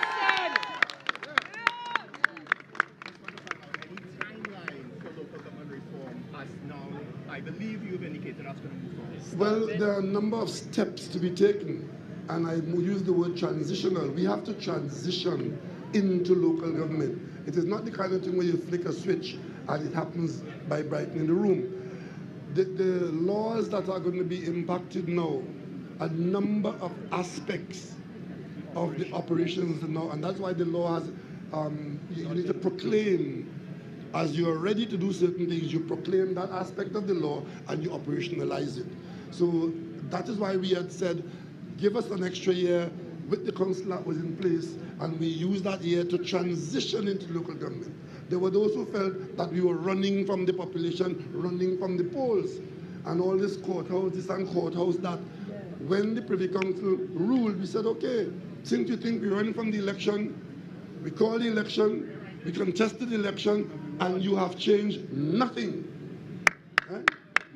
Notwithstanding all the negatives, all the lies, all the bad talk, all the undesirable folks who offer themselves on your platform and your campaign, you have changed nothing. And tonight, on that score, I am very proud of the people of Trinidad and Tobago who refuse to be swayed by those blandishments. Well said. I continue to maintain that public service is honorable. And you would see me encouraging, and I would have encouraged thousands and tens of thousands of young people to come into the PNM and participate. But I believe that there's no place in our local politics for promoting dishonesty, criminality in public office. No place. If you find yourself in that situation, stand aside and let the country proceed in a way that we can be proud of. This election had all sides of the diamond. Good, the bad, and the ugly. The PNM has come out of it, holding our heads high as a political party that stands on the principle of what is good for the country will have to be good for the PNM, not the other way around. Your conversations that we will find out a certain something after August the 14th with regards to the FPO report. Any time frame with regards to that? Well, that's a matter that's in the court. And we are being guided by the instructions from the court and, of course, the work that is being done. But what I do tell you, that the government of Trinidad and Tobago, as far as we are able to, will share with the population the concerns that we carry. And we believe that the law will take its course. There are a number of reports that are around. There are a number of court dates I think we still have. And it's a strange thing indeed, where there are people who had public responsibility spend their time trying to prevent the Prime Minister of the country from telling the Parliament and the people of the country what the people should know about how their business has been run, especially in an area of national security. I think that should be of concern to every citizen in Trinidad and Tobago. So that's where it's at. Thank you all very much. And see you again. Thank you. Thank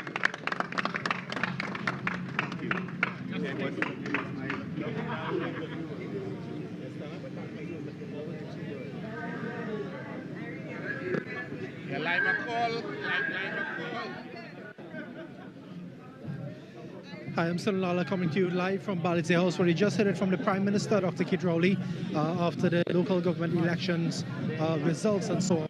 It's back to studio live from the Balizé House. That's all for now. I'm Sunil Lala. Thank you very much, Sunil. And we just heard from Prime Minister Dr. Keith Rowley declaring 7 seats for the People's National Movement. So therefore, the UNC then would also have 7 seats. So we are going to go through the results right now. This is Arima Borough Corporation declared PNM, Shogunas Borough Corporation, UNC, Couva, Tabaki Talparo, UNC, Diego Martin Borough Corporation, PNM, Mayaro Rio Claro, UNC, Pinal Debe, UNC, Point Fortin Borough Corporation, PNM, Port of Spain City Corporation, PNM, Princestown Corporation, UNC, San Fernando City Corporation, PNM, San Juan Laventille Corporation, PNM, Sangre Grande Corporation, UNC, Siparia Borough Corporation, UNC, and Tunapuna Piaco, PNM. All right, so, yeah. So, Dr. Basdeo, we have seen the declared seats, PNM 7 seats, UNC 7 seats. What are your thoughts? Well, what has happened with the results is that the status quo has been maintained. The only thing that the political parties can actually address from the results would be if there's any flipping of seats. Now, the Prime Minister did indicate that the PNM was able to wrestle 1 seat or to win a seat in the Princestown Regional Corporation, which would be a plus because the PNM didn't have representation in the 2019 local government elections. So that would be considered a plus. For the UNC, they would claim with the increase of their seat count in the Sangre Grande Regional Corporation, that would be a plus for them.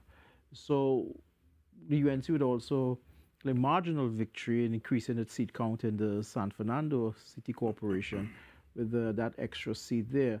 But it has narrowed the gap. So what is going to become the issue will be now the allocation of aldermen based on the vote count.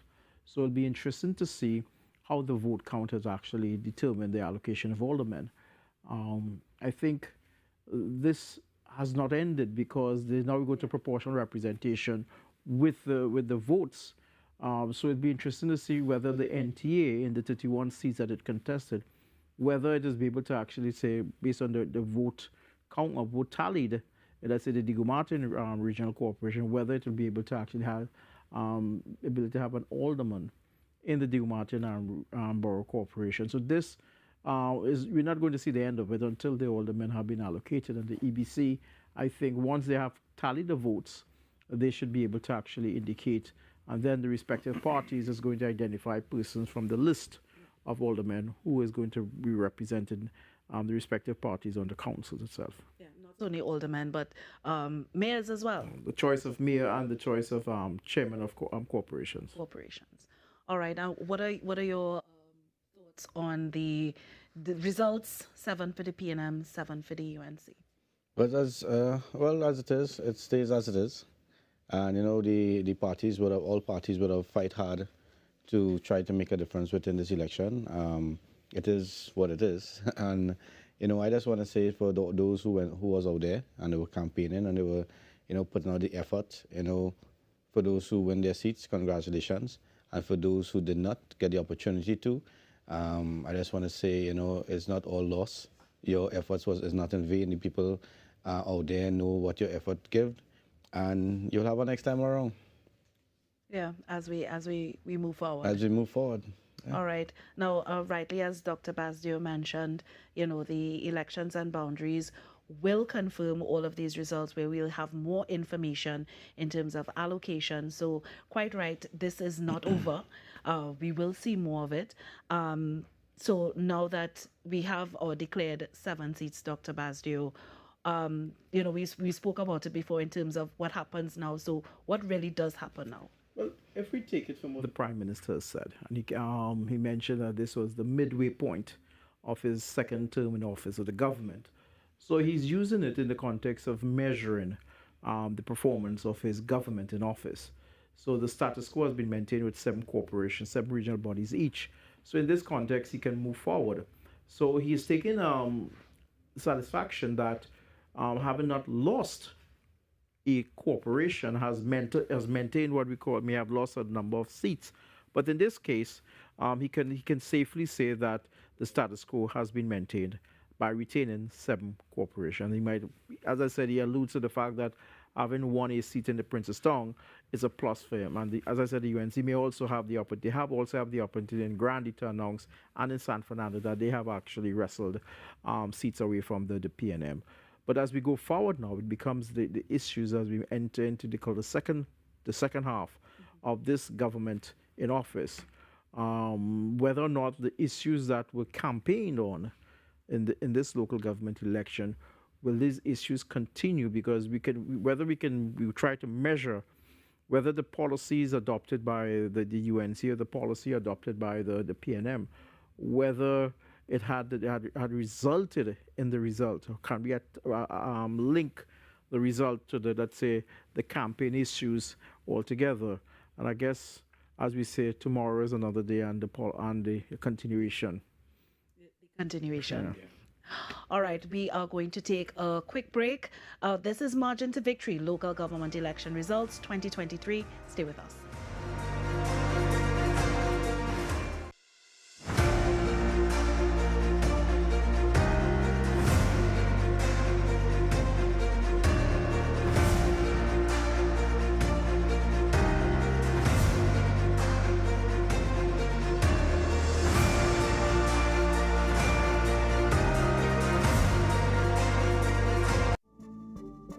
Hi guys, who's ready for some Milky Magic fun? The Dairy Milky Magic Day Camp is back. Get ready for stories, crafts, adventures, giveaways, and more with me, Rayan, and my friends Dip and Dunk. Join us online all month long, and don't forget to tell a friend because it's absolutely free. Blast off with Milky Magic awesomeness in 3, 2, fun! See you there! Boy, छोड़ बच्ची को!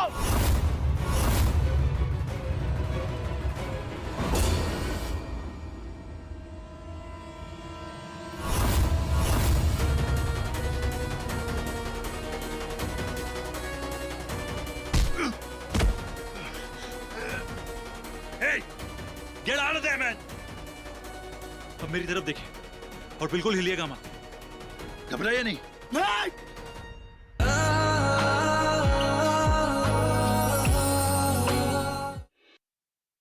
Can you sing, dance, act, play an instrument, or entertain a crowd with a unique talent? Mayaro Scouting for Talent is headed your way. Yes, Scouting for Talent is back and better than ever. Who will win the grand prize of $35,000? Audition at the BP Mayaro Center on Sunday, 20th August. Registration opens at 9 a.m. Showtime 11 a.m. Not performing? Come be part of the live TV audience. Check out the local entrepreneurs at the Best Village Artisan Fair and show your support for your local talent. This event is free and open to the public. All contestants must be 18 years and over. Scouting for Talent. Your talent, our stage. Scouting for Talent is powered by Ministry of Sport and Community Development, Buncorp Productions, and TTT Limited. Line and Length, the #1 cricket program in the West Indies, is on TTT. Line and Length brings you up-to-date interviews, analysis, and highlights on the game in the region and internationally. Plus, there's an added bonus to receive a gift of gear each month with our grassroots program. Go to lineandlength.net to learn more. Line and Length in association with Massey United Insurance on TTT.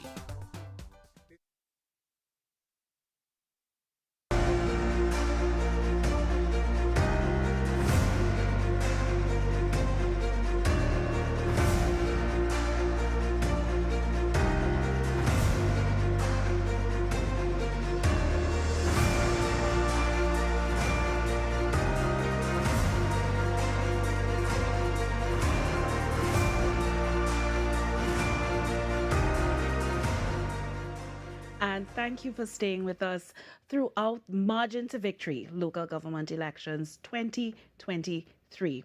And we just heard from Prime Minister Dr. Keith Rowley, who declared PNM 7 seats, and therefore UNC will also declare 7 seats. They have maintained, as my guest Dr. Basdio mentioned, the status quo, where, but both parties making inroads in some of the districts. So as we continue to wait on Mrs. Kamla Prasad Bisasa to address the media, Dr. Basdio, let us talk a little bit about going forward to general elections in 2025. I know that it's usually said that the results of the local government elections will affect general elections. Do you see that happening, and what do you anticipate will happen? Well, if you go back to what the Prime Minister is saying on the 770, the 7-7 split in the regional bodies, he has taken it as a sort of satisfaction. He is satisfied with the results. He did not lose any of the corporations, which I think he was hoping that would not happen, and it basically materialized that the PNM was able to retain the 7 regional bodies that it held from the 2019 local government election. As it goes forward, I think a lot of the political pressure that was mounted during the campaign might ease somewhat, because the pressure that we would say that was mounted by the opposition, we talk about the issue of crime and the economy, those are 2 of the campaign issues. You can breathe a sigh of relief that the issue can be somewhat, put to the back burner. But I think, as I said, tomorrow is tomorrow. It continues, so it gives him a little breathing room for his party to, and when the Parliament returns back in September for the debate on the budget, so he has a little room to look at it. The question of the opposition is how the opposition leader is going to look at it. There are some pluses that she can look at, but the smaller parties would have to rethink their position, as the NTA is a very young party and is primarily it's here for the long haul. So I guess it is looking towards now the general election of 2025. That will become a key issue. For the other smaller parties, the actual with the EBC actual counts for these 141 electoral districts to see how it was actually worked out. If it is that we had a smaller voter turnout than the 2019, it is something I think all the political parties would have to bear in mind, because what it would mean is that the political parties were unable to actually engender or to actually get the voters, and some would say the opposite actually occurred, in that you had more persons staying away than actually coming out and registering their vote. So the parties, all political parties, would have to take that into consideration, because they would not want that type of what you call political discomfort to continue into, let's say, the next year and a half, because it will be moving into a general election. They would have to actually reverse that trend. So for all the political parties, they would have to take stock of the results in this election and the voter turnout. And I think if the voter turnout is in the sub 30%, then something is very serious with regard to how the voters reacted to this local government election. And both political leaders, the Prime Minister and leader of the opposition, because now the focus will be on them, to shift it away from the local to the what we call the national. So the parliament now becomes the next forum through which this campaign is going to continue into over the next 2 years. Mentioned the pieces of legislation that are still to come. Most recently the procurement legislation having been passed and now being implemented. So we have those things to look forward to. All of this before 2025. Mr. Inaitula, as one of the newer parties on the scene and one of the minor parties, not one of the major parties. Taking from what Dr. Basdio would have said in terms of voter turnout, how are you guys going to address that and moving forward? Because you did say that the NTA is going to move forward, challenging other elections as well. Well, we plan to continue on the ground.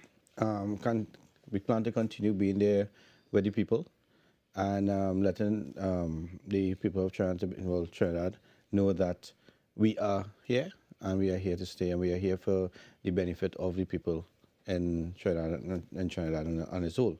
So, for those, the PNM did win the 7th seat, and I hope and I pray that, the PNM realize that the people who voted for them want them, and I hope they give the people what they deserve, rather than having to wait and for this government reform to materialize. Give them what they're asking for, a better life. Oh, in the seats that the NTA would have contested, but were not successful in the majority, what is your strategy going forward? Well, as I say, we have 31 seats along the corridor, and we have some young, vibrant candidates, and I know their heart was in it, and I know they will want to continue moving forward and helping the people. Because even when we were campaigning, we had some candidates who was genuinely helping people. There were issues that people was facing, again, potholes and doing little personal things at people home, right, to help them out. And I think they just taught them something that, they need to reach out to the people there, and they're going to continue reaching out to the people to continue winning their hearts moving forward to the next election. All right. So we are going to cut away to Karen Cozier-Phillip, our senior journalist here at TTT. She is at the UNC headquarters in Chaguanas. Karen.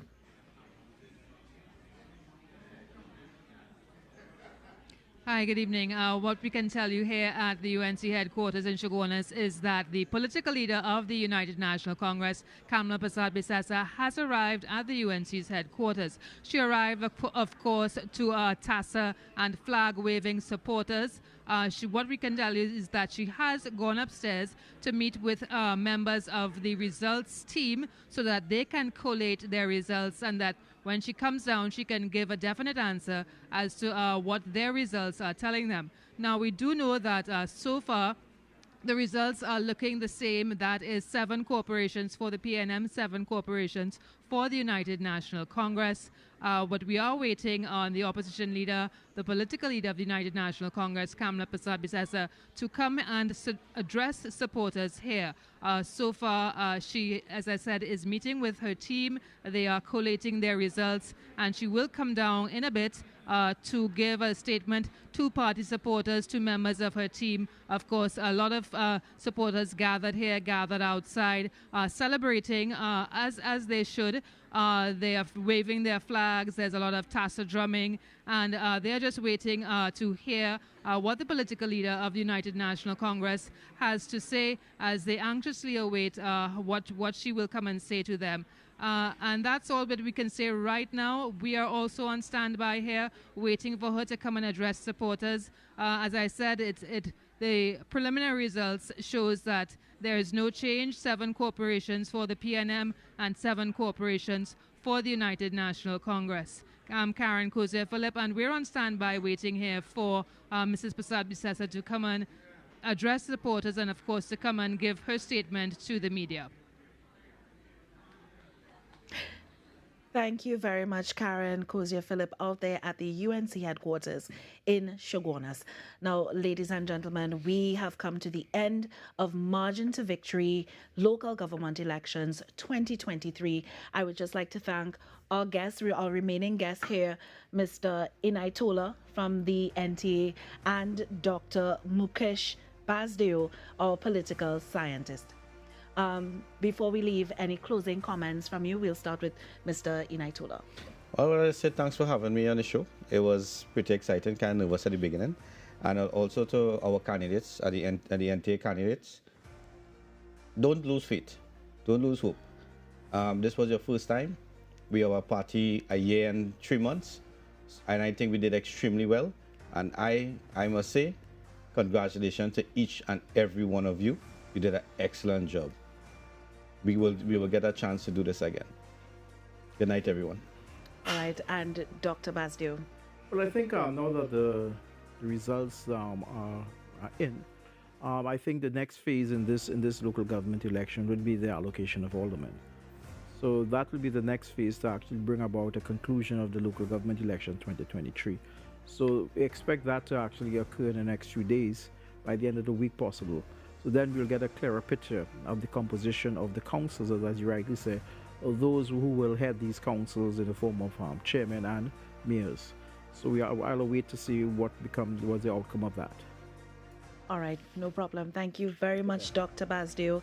And even though we are wrapping up here in studio, you can look out for highlights from the UNC headquarters on our social media pages, and you can find us tomorrow on the Now Morning Show, where the conversation continues.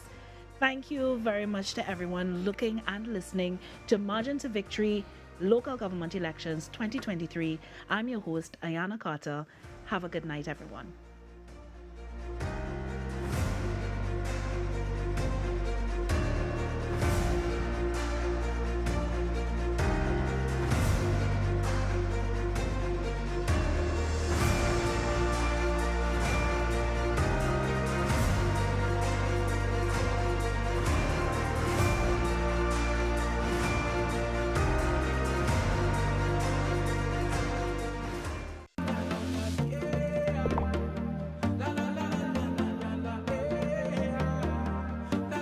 This is TTT. Live for local.